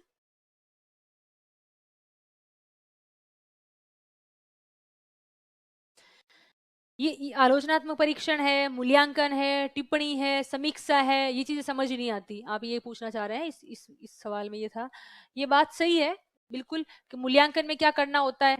मूल्यांकन में तो इसमें आप एक काम ऐसा कर सकते हो, मैं भी सजेस्ट करूंगी यहाँ पे आपके यहाँ कोचिंग में, एक पेपर ऐसा टाइप करवा देते हैं आपके लिए जिसमें जैसे आलोचना में करना क्या है वो 2 लाइन में सामने लिखा हुआ आपको मिल जाए प्रिंट आउट कि भाई आलोचना में पहले एक समालोचना, एक आलोचना, एक मूल्यांकन, एक समीक्षा। सुनने में सब एक ही लग रहा है। तो क्या होता है मूल्यांकन में आपको पॉजिटिव और नेगेटिव दोनों बराबर 50% पॉजिटिव बताना है, 50% नेगेटिव बताना है। यानी उसको पढ़ने के बाद ये लग, और लास्ट में सारांश भी लिखना कंपलसरी है। मूल्यांकन कर रहे हो तो सारांश तो लिखना ही पड़ेगा। तो आपका व्यू, जिसको मैं आपका व्यू कहूंगी, आपका व्यू उसमें आना ही चाहिए। तो यानी उसको पढ़ने के बाद कॉपी चेक करने वाले को ये लग जाए कि इन्होंने किसी एक का पक्ष नहीं लिया, जो सही था उसको सही बताया, जो गलत था उसको गलत बताया। आलोचना में क्या होता है कि गलत नहीं होते हुए भी उसके पीछे जाके आपको कुछ ना कुछ उसका नेगेटिव पॉइंट बताने हैं ताकि उसमें सुधार हो सके। ये तो चीज आलोचना। तो आलोचना में आपको नकारात्मक चीजें ज्यादा बतानी है, लेकिन लास्ट में आपको पॉजिटिव बातें बतानी है। लास्ट एंड हमेशा पॉजिटिव होना चाहिए। वही मूवी सुपर हिट होती है जिसका एंड हैप्पी एंडिंग होती है। तो सवाल में भी हैप्पी एंडिंग होना बहुत जरूरी है। चाहे आलोचना पूछे, चाहे नकारात्मक पूछे, कुछ भी पूछे, सब बता दो, लेकिन लास्ट में तो हैप्पी एंडिंग ही करनी है। लास्ट में तो पॉजिटिव ही रहना है। तो मेरे कहने का मतलब समझ आ गया। इन चीजों में थोड़ा थोड़ा फर्क होता है। और टिप्पणी, टिप्पणी यानी शॉर्ट नोट्स में तो आपको इवोल्यूशन नहीं करना, जो उसके बारे में फैक्ट आपको पता है। जैसे वर्णन, वर्णन और टिप्पणी में ज्यादा फर्क नहीं है, लगभग ऑलमोस्ट एक जैसे हैं। तो आपको एज इट इज जो पूछ रहे हैं उसके बारे में लिख दो। और क्या होता है समीक्षा, समीक्षा और मूल्यांकन में, हालांकि यूपीएससी में देखो ये बहुत मैटर करता है। यूपीएससी में समीक्षा पूछ रहे हैं तो वो फिर सवाल भी वैसा ही होता है आगे पीछे। अपने तो क्या सवाल तो कुछ और टाइप का, पीछे समीक्षा करें। अरे यार इसकी समीक्षा करें कैसे, ये तो है ही नहीं समीक्षा के लिए। तो वो थोड़ा सा अपने यहाँ पे रहेगा। तो आपको मोटा मोटा ही चीजों को समझ पाओगे। आप एकदम से ज्यादा अंदर अगर घुस गए ना समीक्षा में, मूल्यांकन में, तो थोड़ा सा आप सवाल करने में थोड़ी दिक्कत आ सकती है। पर बड़ा बड़ा आपको पता होना चाहिए, ये भी काम आता है। जैसे मैंने कहा मूल्यांकन में 50-50 होना चाहिए। आलोचना में थोड़ा सा नेगेटिविटी ज्यादा होती है, लास्ट में पॉजिटिविटी 2 लाइन 4 लाइन आपको उसके अच्छे एस्पेक्ट भी बताने होते हैं। और समीक्षा में भी, समीक्षा वही होता है, एक समरी भी होता है। एक समरी में आपको सिर्फ क्या करना होता है, उसको सार रूप में लिखना होता है, शॉर्ट करके जो इंपॉर्टेंट बातें हैं वो लिखनी होती है। तो इसको एक क्या करेंगे, कुछ ऐसे होते हैं कीवर्ड्स, क्या क्या होता है उसके सामने 2-2 लाइन लिख के आपको एक प्रिंट आउट, मैं कोशिश करती हूँ एक मिल जाए, जिसमें आप उसको क्या करना, रोज पढ़ना एक बार और अपने रूम में चिपका लेना। तो आपको फिर दिमाग में बैठ जाएगा और फिर उसको टेस्ट में आए तो अप्लाई तो करना ही है। वैसे वैसे कोटेशन में भी करना है। कुछ कोटेशन इंग्लिश में, कुछ कोटेशन हिंदी में, और कुछ मुहावरे इंग्लिश के, कुछ मुहावरे हिंदी के, इडियम्स। तो वो आपको अपने रूम में चिपकाने हैं, जो आपको ठीक लगे, जहां जिसको आप कहीं ना कहीं सेट यूज किया जा सकता है। एकदम पर्टिकुलर नहीं, थोड़े जनरल टाइप के हो, ताकि आप जब भी निबंध वगैरह ऐसे वगैरह लिखो तो आपके काम आए। ये रूम में आपके होने चाहिए चिपके हुए। सिलेबस ऑब्वियसली वो तो होना ही चाहिए, पुराने पेपर्स आपके पास होने चाहिए। ये तो मैं बता दिया मैंने यार। नींद नींद ये बहुत सारे ऐसे क्यों पूछ रहे हो गया बस। स्पोर्ट्स का कोटा होता है। अगर आपके पास नेशनल गेम्स का सर्टिफिकेट है तो आपको स्पोर्ट्स का कोटा मिल जाएगा। वो होता है सिर्फ सबऑर्डिनेट सर्विसेज में। उसमें आपको प्रॉपर सर्विस में स्पोर्ट्स का कोटा नहीं होता। सबऑर्डिनेट सर्विसेज में आप उसमें फॉर्म भर सकते हो। और तो स्पोर्ट्स का ये हो सकता है, ये तो मैंने वैसे बताया, बाकी इनडायरेक्टली तो स्पोर्ट्स का बहुत यूज है। व्यक्ति अपने तनाव दूर करना चाहता है, स्पोर्ट्स गेम खेलो, क्या दिक्कत, आधा घंटा, हेल्थ अच्छी रहती है, मेंटल हेल्थ और फिजिकल हेल्थ दोनों ही। शॉर्ट नोट्स कैसे बनाएं, मैंने बता दिया। शॉर्ट नोट्स आपका, आप जब पढ़ोगे 5-10 बार पढ़ लोगे तो आपका दिमाग खुद ही कह देगा कि ये 10 बार पढ़ने के बाद में ये चीज मुझे फिर भी याद नहीं हुई और ये मुझे याद हो गई। तो जो याद नहीं हुई उसको आप अपने नोट्स में शॉर्ट में लिखो। और दूसरा ये तरीका होता है कि जैसे 5 पॉइंट कारण में कोई कारण दे दिया, हल्दी घाटी के युद्ध के 5 कारण बता दिए, तो आप शॉर्ट नोट्स में ये कर सकते हो कि उसका मेन कारण जो है, शब्द है, उसी को अंडरलाइन करो, उसको उठा के आप अपने नोट्स में लिख दो। कारण लिखो, सामने डैश करो, और एक शब्द, एक लाइन का एक शब्द, दूसरी लाइन का दूसरा शब्द, एक ही लाइन में पूरे 5 शब्द आ गए और वो कारण आपके एक लाइन में आ गया। ये है शॉर्ट नोट्स। शॉर्ट नोट्स में बिल्कुल शॉर्ट ही करना होता है, ऐसा ज्यादा नहीं लिख सकते आप। और आप खुद ही बनाना, किसी और के बने हुए शॉर्ट नोट्स काम नहीं आते। खुद से ही बनाना, वही आपके, क्योंकि आप बार बार पढ़ के बनाओगे, ऑब्वियसली बात है वो अच्छे से बनेंगे, वो आपके याद भी रहेंगे, आपके हाथ से लिखे हुए होंगे।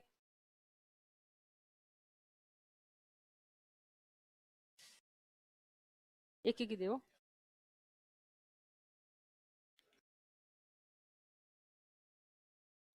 पढ़ते समय अगर ध्यान भटकता है तो क्या करना चाहिए, ये पूछ रहे हैं।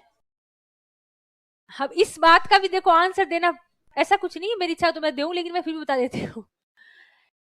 दो तीन तरीके होते हैं, ह्यूमन टेंडेंसी है यार, ये कोई ऐसा नहीं है। अगर ह्यूमन वर्ड आ गया ना, ह्यूमन टेंडेंसी, इसका मतलब फिर भावनाएं आएगी, इमोशंस, और इमोशन आ गए इसका मतलब फिर फ्लेक्चुअल सारी चीजें रहेगी, फिर उसमें आप कुछ भी नकार नहीं सकते। तो वही बात है कि ह्यूमन इमोशन यानी ह्यूमन टेंडेंसी है निराशा, जैसे मैंने सारी चीजें बताई, वैसे ही है कि भटकाव हो जाता है। आप दो चीज कर सकते हो, एक तो आप जब पढ़ते हो ना, तो आप किसी ऐसा नहीं कि बिस्तर पे बैठ के आराम से सहारा लगा के और किताब लेके और ऐसे बस पढ़ रहे हो, नहीं, उससे ध्यान भटकता है। पढ़ते पढ़ते क्या हुआ, दिमाग में 4 लाइन पढ़ोगे, 5वीं लाइन में याद आ जाएगा, अरे यार आज क्लास में वो फलाना फलाना ये कह रहा था और उसके नंबर भी अच्छे आ गए, मेरे नंबर अच्छे भी नहीं आ रहे, क्या है ये सब, ऐसे करके फिर आप कहीं आपका दिमाग और चला गया, ये होता है। या फिर आप पढ़ रहे होंगे, किसी का फोन आ गया, वाह, अब फिर आपके गई 2 घंटे की, ये बहुत टाइम वेस्टिंग है मोबाइल, तो भाई मैं कहूंगी इसको तो बंद ही कर देना चाहिए, पढ़ते टाइम स्विच ऑफ। फिर आप 1 मिनट बात करोगे, 2 मिनट बात करोगे, घर में कोई बात होगी, किसी फ्रेंड से बात होगी, कुछ ना कुछ विचार आपके दिमाग में आएंगे। मतलब मैं ये कहना चाह रही हूं कि अगर आप ऐसे लेके पढ़ रहे हो तो वो अच्छा तरीका तो नहीं है। तो अच्छा तरीका क्या है, उससे आपका भटकाव बढ़ता है, दिमाग में फालतू के विचार आते हैं। आप एक रफ कॉपी अपने साथ में रखो, ठीक है, जो पढ़ रहे हो ना उसको, भले ही आप अच्छे से राइटिंग नहीं बन रही, ऐसे ही लिखे जा रहे हो कुछ ना कुछ, उसको लाइन ही खींच रहे हो, एक तो नींद नहीं आती, एक दिमाग कहीं और डाइवर्ट नहीं होता। ये एक अच्छा तरीका है, आप अपना सकते हो। बाकी आप अपनी अपने पर्सनल तरीके जो भी हो सकते हैं उसको यूज करें, कैसे, है ना, उससे नींद भी नहीं आती। यार इतना आपकी देखो, इतनी चीजों को तो कोई और बताएगा ही नहीं आपको, आंसर कोई नहीं देगा इन सब चीजों का, तो ऐसा लगता है इरिलेवेंट पूछ रहे हो, लेकिन फिर भी बता रही हूँ क्योंकि आप एस्पिरेंट हो। तो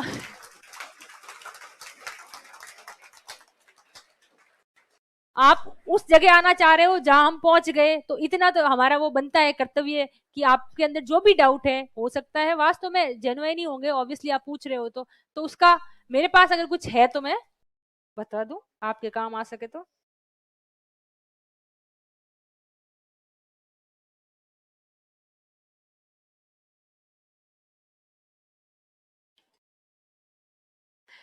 देखो कितने सारे बच्चे में, ये थोड़ा सा पर्सनल है, प्लीज मैं आंसर नहीं, पर्सनल मेरा पर्सनल है, खुद के आपका पर्सनल है। इन्होंने कुछ बहुत अच्छी बात है, कोई अनाथालय का कुछ बता रहा है तो जाना चाहिए, उसे मोटिवेशन मिलता है, कोई दिक्कत नहीं, बच्चों से बात करो, जाओ मेंस में कुछ, हाँ मेंस में क्वेश्चन आते हैं जैसे विवेचना कीजिए या आलोचना कीजिए, तो इसमें मैंने बता दिया, एक ऐसा एक तैयार करवा देते हैं आपके पूरा पेपर प्रिंट आउट, जिसमें आपको वो बांट देंगे क्लास में, और जिसमें आलोचना उसके 2 लाइन में क्या हो सकता है मैं भी देख लूंगी अच्छे से, क्या लिखा होना मैं बता दूंगी उनको, ठीक है, और मोटा मोटा मैंने बता भी दिया। इसमें सकारात्मक और नकारात्मक निष्कर्ष, देखो निष्कर्ष सकारात्मक ही लिखो, नकारात्मक मत लिखो, आप भले आपके पास है, आप नकारात्मक को भी सकारात्मक कैसे बता सकते हो, ये आपको आना चाहिए। अब जैसे संसद और न्यायपालिका की कई बार टकराट होती है आपस में, तो उसका क्वेश्चन पूछा था, हमारे पूछा था, तो आप ऐसे लिखो ना, देखो न्यायपालिका भी जनता के हितों के लिए काम करती है, इवन का भाई कोई भी किसी पोस्ट पे कोई व्यक्ति जा रहा है, कोई भी नेता है तो सब जनता के लिए। तो और संविधान सर्वोपरि किसको बताता है, भारत की जनता को। तो आप ये बताएं कि इसमें कोई सुप्रीम नहीं है, न्यायपालिका हो संसद, कोई सुप्रीम सर्वोच्च नहीं है, भारत की जनता सर्वोच्च है, इसलिए इनको जनता के हित में आपस में मिलकर काम करना चाहिए, या जनता के हित में इनको जो भी निर्णय लो जनता के हित में होने चाहिए। अब उसमें चाहे क्या आपको मतलब कितना ही नेगेटिव सवाल पूछे, आपको पॉजिटिव रहना है, ये तो आप मान के चलो। आपके पास कोई ऐसा हो तो आप एग्जांपल दे सकते हो, मैं बता दूं कैसे पॉजिटिव रहना है। अब मेरे को जो याद आ रहा था वो मैंने एग्जांपल आपको दे दिया। जैसे आपसे पूछ लिया ऐसा कोई क्वेश्चन है नहीं होगा तो बताऊंगी, मतलब आपको पॉजिटिव ही रहना है, कुछ ना कुछ आप करंट अफेयर्स का एग्जांपल दे दो, कुछ याद नहीं आ रहा तो करंट अफेयर्स को लेके कोई अच्छी बात हुई हो उसके उस टॉपिक से रिगार्डिंग, वो एग्जांपल लेके बता सकते हो। जैसे मैंने कहा किसानों की आय दुगुनी नहीं हो रही है यार, ये है सब है कारण है, तो आप ये नहीं बताने लग जाओ कि हाँ वास्तव में अच्छी कंडीशन नहीं है, बहुत बकवास कंडीशन हो रखी है, गवर्नमेंट कुछ भी नहीं कर रही है, सरकार की सारी योजनाएं खराब है, नहीं, अच्छी बातें बतानी है, भले ही खराब है, स्थिति अच्छी नहीं है, जो भी है ना।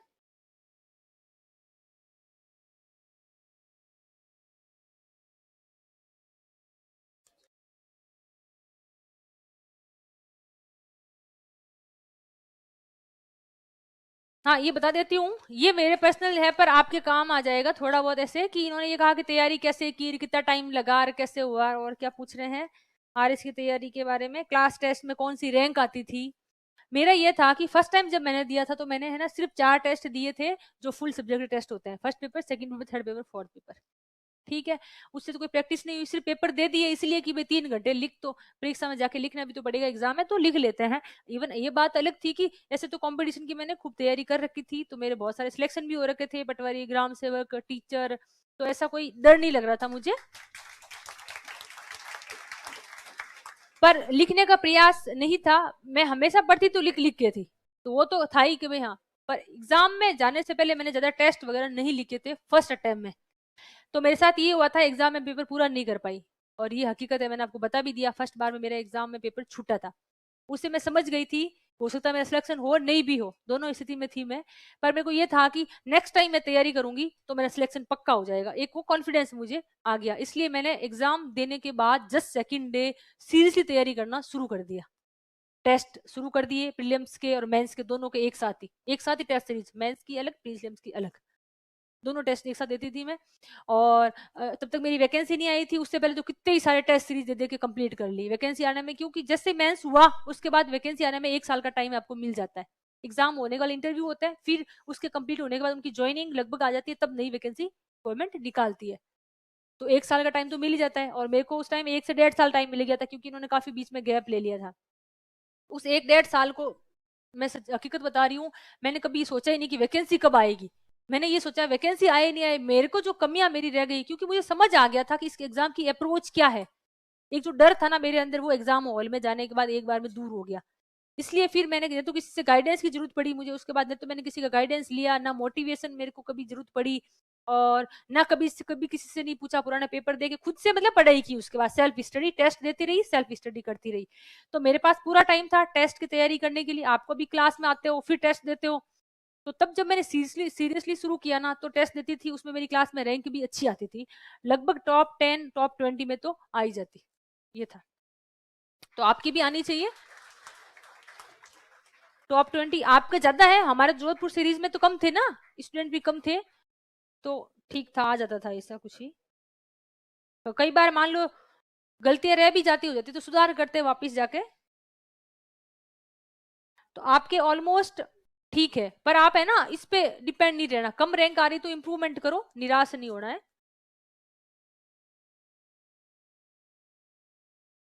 टाइम मैनेजमेंट कोई दिक्कत नहीं थी, सर्विस से छुट्टियां ले रखी थी, सर्विस से छुट्टियां ले रखी थी, तो फुल टाइम इसको देना था। और टेस्ट सीरीज सिर्फ टेस्ट दो, घर जाओ पढ़ाई करो, टेस्ट दो, बस क्लास में आने की जरूरत थी नहीं। तो ये अपना कोई ऐसा टाइम मैनेजमेंट का मेरे साथ तो कोई दिक्कत नहीं हुआ। अच्छा, आप अगर आप पेपर अटेंड करने के लिए टाइम मैनेजमेंट पूछ रहे हो तो अलग बात है, ऐसे टाइम मैनेजमेंट का तो कोई इशू नहीं था। इवन मैंने टाइम टेबल बनाया था मुझे क्या पढ़ना, क्योंकि मेरी साइंस वीक थी, तो मैंने साइंस को थोड़ा ज्यादा टाइम दिया। हिंदी मेरी अच्छी थी क्योंकि पटवारी में सिलेक्शन हुआ था, पटवारी में सिलेबस ही हमारा टाइम ये था, हिंदी 50 नंबर की हिंदी, 50 का जीके, 50 की मैथ, 150 नंबर के ये आते थे। तो मेरे मैथ बहुत अच्छी कर रही थी, मेरे मैथ में 50 में से 50 आए थे पटवारी वाले एग्जाम में, और हिंदी में भी लगभग 48 आए थे। है अच्छी थी वो पढ़ने का, तो मैंने अग्रवाल की किताब पढ़ी थी उस टाइम मैथ के लिए, उसमें से हूबहू सवाल आते हैं, आरएस में भी आते हैं, पटवारी में भी आते हैं, सब में ही आते हैं। और जीके में उतने नंबर नहीं आए थे हैं। हिंदी के लिए अब देखो, हिंदी के लिए मैंने क्या किया, मैंने पटवारी की तैयारी की थी तो पहले से किताब पढ़ ली थी राघव प्रकाश, तो मैं उस सोर्स को चेंज नहीं कर सकती। एक बार जो पढ़ी हुई थी, मैंने 10 बार पढ़ी हुई थी, मैं तो याद कर रखी थी पूरी ग्रामर। और पटवारी में थोड़ी लेवल की आती है, सब इंस्पेक्टर में भी थोड़े लेवल की हिंदी ग्रामर आती है, तो फिर अब वो चीजें वहां से मैंने अच्छे से कर रखी थी, तो मेरे लिए वो आसान था, इसलिए मैंने उसी सोर्स को रखा। और फिर मैंने एक आरएस के लिए जो 9 से 10 के लिए जो एक 9 से 12 की जो ग्रामर की आती है, तो उसको ऑथेंटिक लगता है मेरे को, भाई ये गवर्नमेंट की किताब चल रही है तो क्या पता इसमें से इसको रेफर करते होंगे प्रोफेसर वगैरह, तो एक बार उसको भी देख लेते हैं, तो उसको। और जब मेरे राघव प्रकाश पढ़ी हुई थी तो वो मेरे लिए कोई बड़ी चीज नहीं थी, आराम से, उसमें तो आसान वाले एग्जाम्पल्स ही होते हैं, ऐसा कुछ भी नहीं है। तो वो मेरी तैयारी वहां काम आ गई थी।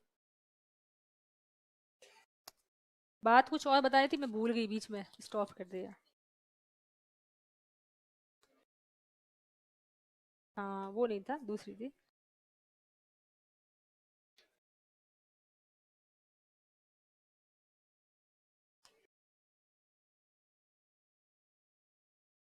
एक इन्होंने अच्छा क्वेश्चन पूछा है कि हम क्वेश्चन समझ नहीं पाते, कैसे करें। तो क्वेश्चन मतलब कैसे शुरुआत कैसे करें।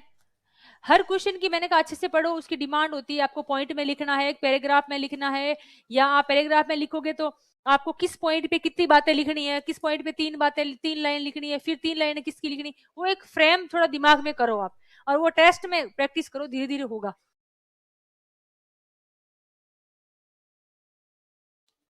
फिर भी पढ़ते ही थे, हिंदी अच्छी थी, फिर भी रोज हिंदी इंग्लिश को, क्योंकि मैंने कहा ना ये सब्जेक्ट ही ऐसा है, इसको रिवीजन करना पड़ता है। हिंदी ग्रामर इंग्लिश ग्रामर रोज नहीं पढ़ते हो ना, तो आप भूल भी जाते हो, कितना ही पढ़ा हुआ हो भले, वापिस पढ़ना पड़ता है।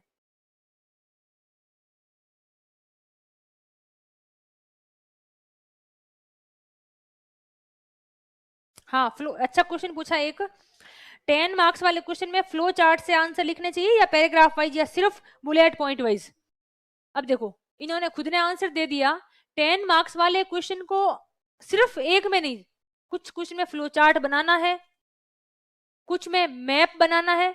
और इसको कैसे करना देखो बताती हूँ। एक तो मैंने कहा जो समालोचना मूल्यांकन आलोचना, इसको आप अपने वहां पे चिपका सकते हो लिख के, जहां से भी आपको मिले, यहाँ से मिल जाएगा तो यहाँ से वो आप अपने रूम में। एक आप कोटेशन वाली बात मैंने बताई, उसको आपके रूम में पेपर होना चाहिए, लिखा हुआ होना चाहिए। एक आप ये अपने रूम में रखो कि मेंस का टेस्ट या मेंस का एग्जाम देते समय कौन सी बातें ध्यान रखनी है, वो आप पॉइंट में लिखो वहां पे। 1 नंबर, फ्लो चार्ट बना के आऊंगा, ठीक है, जब टेस्ट पेपर देना हो उसको पढ़ के भी आना है। दूसरा लिखो मैप बना के ही आऊंगा। तीसरा पॉइंट लिखो पॉइंट में भी आंसर लिख के आऊंगा। चौथा लिखो क्वेश्चन अच्छे से पढ़ूंगा। पांचवा सारांश हमेशा लिखूंगा। छठा एक भी सवाल छोड़ के नहीं आऊंगा। अब आप जब मेंस में टेस्ट लिखने आ रहे हो तो उसको पढ़ के आओ, आपके दिमाग में आ जाएगा, अच्छा मुझे ग्राफ भी बनाना है, ये भी बनाना है। इसके अलावा और भी बात हो सकती है जो आपको सही लगे, पुरानी कॉपीज देखना, आपके दिमाग में आ जाएगी थॉट्स, आप उसको, क्योंकि आपको पता तो है लेकिन आप टेस्ट देने आते हो तो भूल जाते हो और वो अप्लाई नहीं करते, और फिर किसी और की कॉपी देखते हो या फिर कोई बताता है तो याद आता है, अच्छा इसमें तो आराम से फ्लो चार्ट बन सकता, मैंने क्यों नहीं बनाया। फ्लो चार्ट बनाओ, किसी में क्वेश्चन की डिमांड क्या उसके अनुसार। मूल्यांकन पूछे तो फ्लो चार्ट बना ही नहीं सकते, नहीं बनाना चाहिए, पैराग्राफ में ही देना चाहिए आंसर। टिप्पणी पूछे तो टिप्पणी में भी लगभग आप फ्लो चार्ट वगैरह कुछ नहीं बनाने होते हैं, आपको वैसे ही आंसर देना होता है। वर्णन का पूछे तो आप पैराग्राफ पर, पैराग्राफ में अलग अलग पैराग्राफ बनाओ, दिखने चाहिए कौन से पैरा में आप क्या कहना चाहते हो। मोस्ट जिस पे आप ध्यान देना चाहते हो, जिसको आप ध्यान दिलाना चाहते हो एग्जामिनर का, उसमें आप अंडरलाइन भी कीजिए। कुछ में आपको लगता है नहीं फ्लो चार्ट बनाया जा सकता है तो उसको आप शुरू में ही फ्लो चार्ट बना सकते हो या साइड में बना सकते हो। मैप बनाना चाहो तो एक साइड में छोटा सा मैप बनाओ, ज्यादा स्पेस उसको नहीं देना है, ऐसा नहीं बहुत बड़ा मैप बना दिया, आधा पेज तो वैसे ही खराब हो गया। हाँ अगर आपके पास उस सवाल के लिए लिखने के लिए ज्यादा है नहीं मटेरियल, तो फिर आप अपना स्पेस कवर करने के लिए वैसा कर सकते हो। तो वो क्वेश्चन पे डिपेंड करेगा। आपको एक ऐसा क्वेश्चन है बहुत ज्यादा सवाल आ रहा उसके बारे में और स्पेस कम है, तो फिर उसको मैक्सिमम कैसे दे सकते हो। तो क्वेश्चन मान लो पैरे में ही लिखने जैसा ही आ गया तो 2 पैरा बना के फिर बाद में फ्लो चार्ट बना दो, फिर वापस पैरा शुरू कर दो, तो आपके हो गया पैरा। यानी क्वेश्चन की डिमांड, आपके पास उसका कंटेंट किस टाइप का है, ये दोनों चीजें तय करेगी कि उस क्वेश्चन को डील कैसे करना। और ये आप टेस्ट में देखना, आप इस चीज को सोचना, ऐसा कोई इम्पॉसिबल बात नहीं है, ऐसी कोई आदर्श वाली बात नहीं है, ये किया जा सकता है, कोई टफ बात नहीं है। लेकिन आप इसको मैक्सिमम लिखोगे, मैक्सिमम टेस्ट का प्रयास करोगे ना, उसके बाद ही हो पाएगा। लिखना तो पड़ेगा, टेस्ट तो देने ही पड़ेंगे, बहुत लिखना पड़ेगा खूब।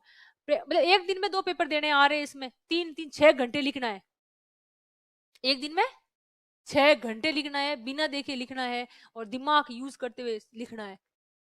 6 घंटे में आदमी दिमाग फ्यूज हो जाता है। अभी यहाँ क्लास में 6 घंटे सिर्फ सुन रहे हो ना, तब भी आप देखो कैसे कंडीशन हो रखी है सबकी। कितने बजे आए थे, अब आपको ऐसे, मेरे को ऐसे लग रहा है सब ऐसे सोच रहे हैं अरे मैडम कब छोड़े। नहीं सोच रहे हो? तो फिर अच्छी बात है, अच्छी बात है, नहीं सोच रहे हो तो। मतलब वहां 6 घंटे लिखना है, बिना देखे लिखना है और दिमाग का काम लेते हुए लिखना है, तो आदमी का दिमाग 2 घंटे में ही ऐसे हो जाता है यार, भारी हो जाता है। तो फिर इसका मतलब प्रैक्टिस कितनी करनी पड़ेगी, आप खुद सोच लो, इमेजिन कर लो आप खुद से ही।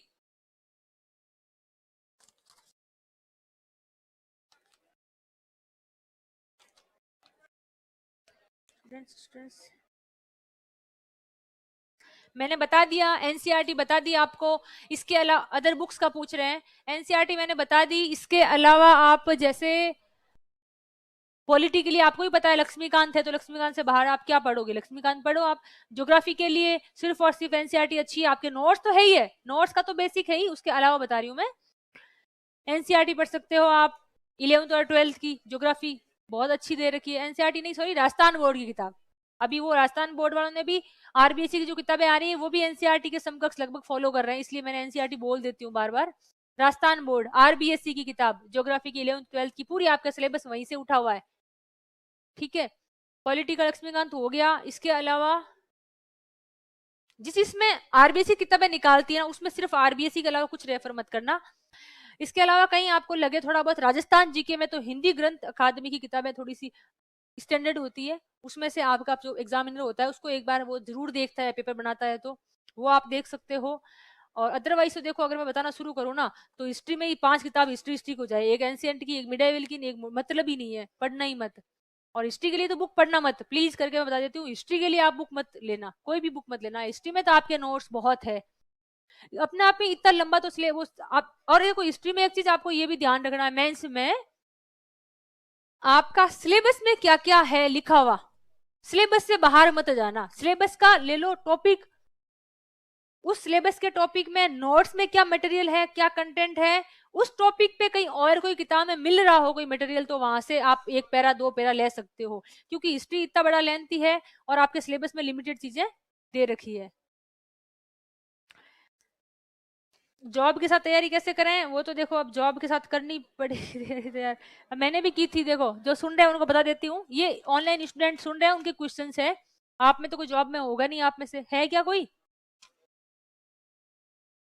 जॉब के साथ तैयारी ऐसा करो, देखो भाई छुट्टियां लेनी पड़ेगी, छुट्टियों में बिल्कुल कंजूसी नहीं करना है, छुट्टी ले फुल, एग्जाम के टाइम ले लेना। अभी आपको जितना मैक्सिमम टाइम मिल रहा है, अभी आप क्लास सुन रहे हो तो पूरी क्लासेस करो, उसके बाद आप छुट्टियां लो एग्जाम के टाइम। मोरल सपोर्ट, ताकि कम समय में पॉजिटिव रह सकें और ध्यान रखें 12वीं किया हुआ पढ़ाई के लिए। नोट्स यहीं पढ़ने, कितने साल लगेंगे? यही नोट्स पढ़ने हैं भाई, यही नोट्स पढ़ते हैं। दिनेश ने पूछा सवाल ये कि 12वीं क्लास में हूं और पढ़ाई के लिए नोट्स यही पढ़े। अच्छा 12वीं किया हुआ हूँ, 12वीं पास, यही नोट्स पढ़ने हैं, स्प्रिंग बोर्ड के ही नोट्स पढ़ने हैं।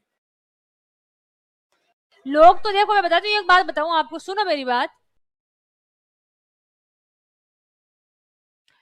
आप यकीन नहीं मानोगे, बहुत सारे ऐसे लोग तैयारी कर रहे हैं जो आपके कोचिंग से नहीं जुड़े हुए, वो भी आपके नोट्स ले जाके पढ़ते हैं, और आप क्लास में आके भी इन नोट्स को अगर नहीं पढ़ते हो, क्लास से सुनने के बाद में भी आप इनको नहीं पढ़ रहे हो, तो ये तो आपकी गलती है। इसमें तो मैं क्या बताऊं, अगर आप इतना ये डिसीजन भी आप नहीं ले पा रहे हो, तो जीवन में यहाँ आने के बाद तो कितने सारे डिसीजन लेने पड़ेंगे, कैसे कैसे लोगों से आपको पाला पड़ेगा, वो आप सोच नहीं सकते, तब आप कैसे उन चीजों को मैनेज करोगे। तो आपको ये तो पता होना चाहिए कि नोट्स कोई आप यहाँ जो चीजें पढ़ाई जा रही है, जो लिखाई जा रही है, वो वास्तव में कुछ तो सोच समझ के ही वो लोग किताबें पढ़ के, एनसीईआरटी पढ़ के, पुराने पेपर्स देख के फिर ही तो आपको लिखवाते होंगे। तो आपको विश्वास करना पड़ेगा नोट्स पे, है ना।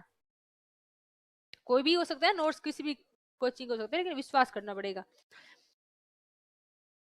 एसटीएम बनने के ये सारी मेरी पुरानी क्लासेस सुन चुके हैं, इसलिए सारे ऐसे सवाल पूछते हैं, मैं नहीं बताऊंगी किसी को भी, है एसटीएम के बारे में क्या क्या शक्तियां होती है।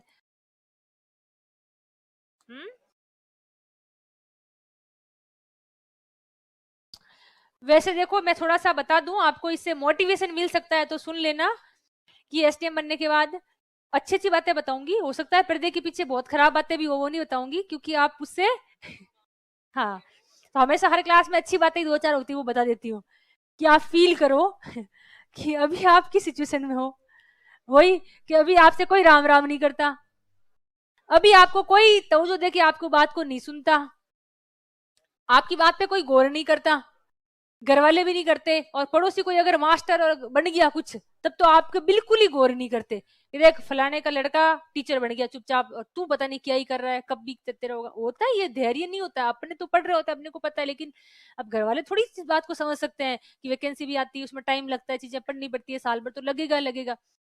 तो अभी आपको कोई नहीं सुन रहा है। अब आप उस सिचुएशन को सोचो, अगर आप एसडीएम बन जाते हो फिर क्या होगा? क्या होगा फिर? आप तो करोगे इसको राम राम, और वो बोलेगा आपको राम राम। अरे भाई मैं तेरे से बात ही नहीं कर रहा हूं, मैं तो इससे बात कर रहा हूँ।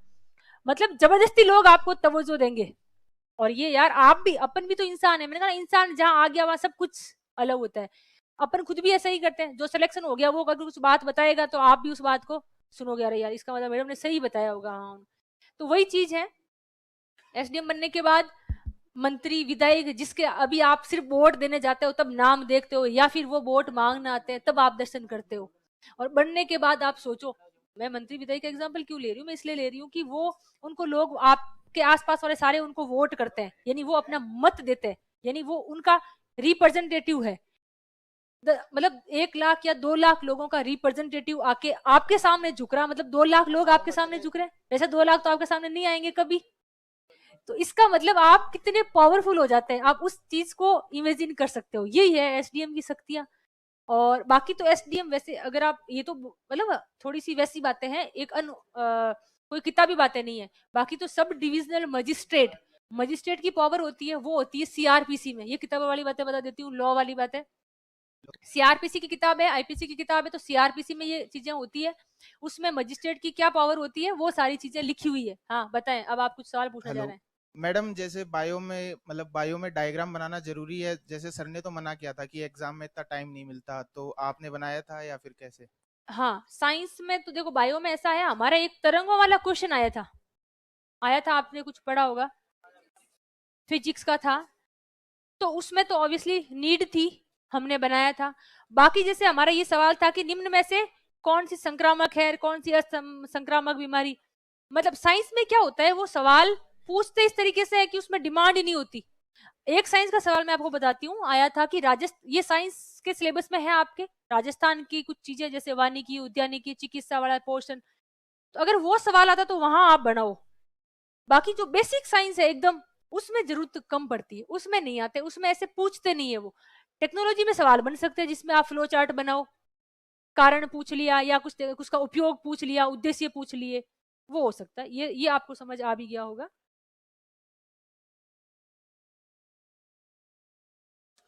अच्छा, मुझे लगा हमें तो मिलते थे मॉडल आंसर, उसके बाद एक मॉडल आंसर की देते थे कोचिंग से ही, टेस्ट देने के बाद में।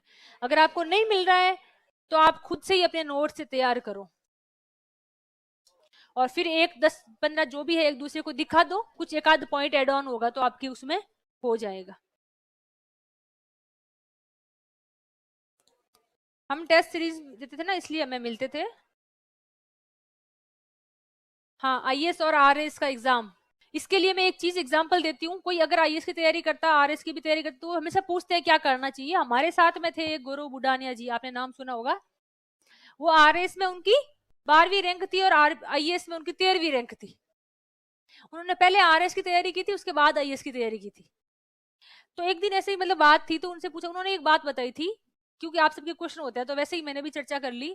तो उन्होंने एक बात बताई थी कि मैंने जो आरएएस में तैयारी की थी उसकी मुझे काफी हेल्प मिली थी यूपीएससी के लिए।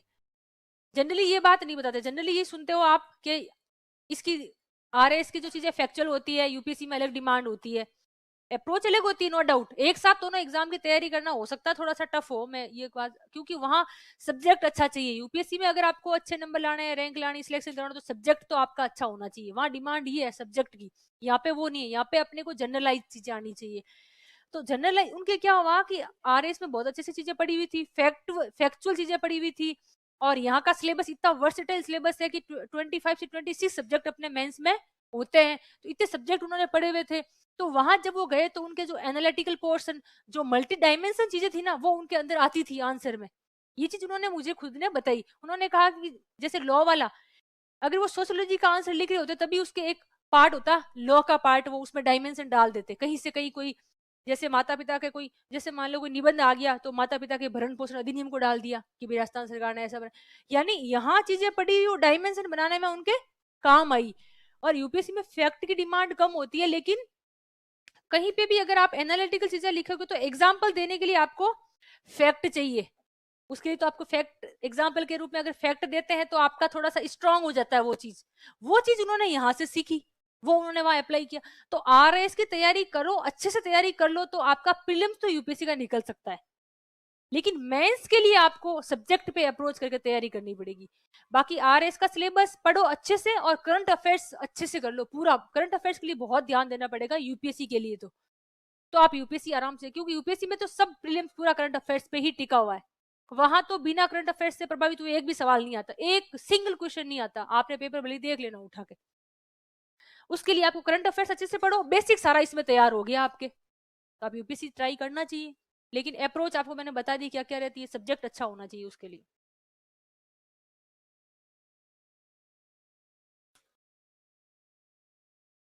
मैथ्स और रीजनिंग के लिए प्रैक्टिस करो, हो रहा है तो बढ़िया है, इजी इजी टॉपिक है उसको कर लो, टफ लग रहा है तो छोड़ भी सकते हो, प्रीलिम्स में आता है, मेंस में तो वैसे ही नहीं आता, तो ऐसा कोई आपको ज्यादा तनाव नहीं लेना, हो रहा है तो आप प्रैक्टिस कर लो, इजी इजी है, जैसे 50% तो मार्क्स ले आओ, 100% तो छोड़ दो, जो टफ है, जो भी प्रश्नावली आपको लगती है कि भाई नहीं ये हार्ड है उसको छोड़ दो आप, जो ठीक ठाक लग रही है, समझ आ रही है, रीजनिंग में जो समझ आ रहा है वो कर सकते हो।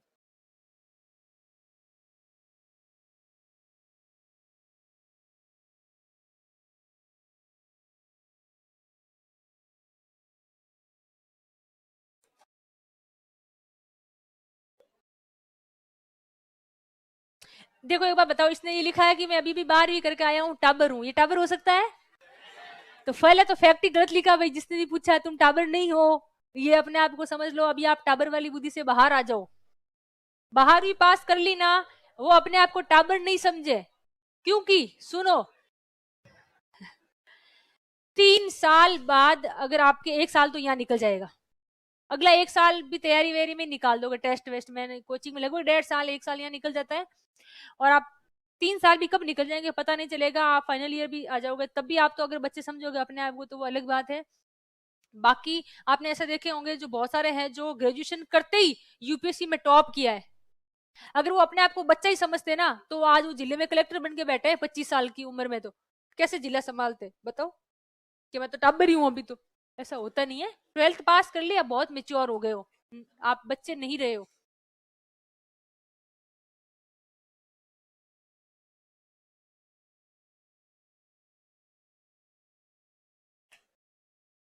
मुश्किल है, यूपीएससी की डेट आ गई एग्जाम की और आप आरएस की तैयारी कर रहे हो, तो ऑब्वियसली बात है दो नाव पे सवार थोड़ा सा मुश्किल रहेगा। पहले से तैयारी की हुई है, आरएस का पूरी कोचिंग हो जाती, सेल्फ स्टडी कर रहे होते घर पे बैठ के, तो आप यूपीएससी का अच्छे से दे सकते थे, अभी तो कोचिंग के साथ तो थोड़ा सा मुश्किल रहेगा। ये हो गया ना उल्लेख लेख वे क्या समालोचना टिप्पणी स्पष्टीकरण।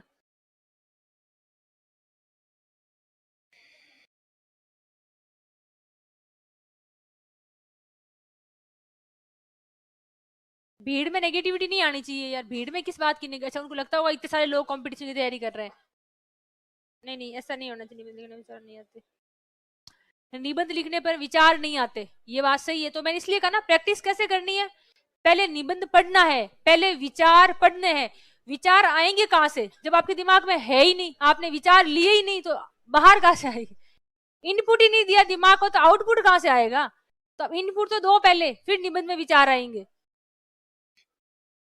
किसी एक बेरोजगारी पे निबंध उठा के पढ़ो तो सही, 50 विचार उस किताब में लिखे हुए हैं, फिर आप लिखो, इनपुट दो दिमाग को, दिमाग अपने आप आउटपुट देगा, बिना इनपुट के आउटपुट की आप अगर अपेक्षा कर रहे हो तो वो पॉसिबल नहीं है। जो सब्जेक्ट आप पढ़ रहे हो उसको आप कितने अच्छे से याद हो रहा है, कितना अच्छे से आप रिवीजन कर पा रहे हो, घर जाके भूल जाते हो बाद में वो अलग बात है, पर समझ में तो आ रही चीजें, वैसे ही है निबंध में प्रयास करोगे तो निबंध भी आ जाएगा। हो गया?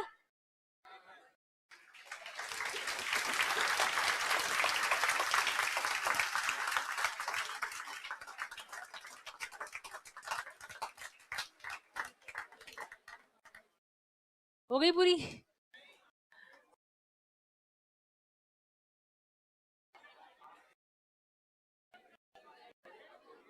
चलो ठीक है फिर। Okay, all the best.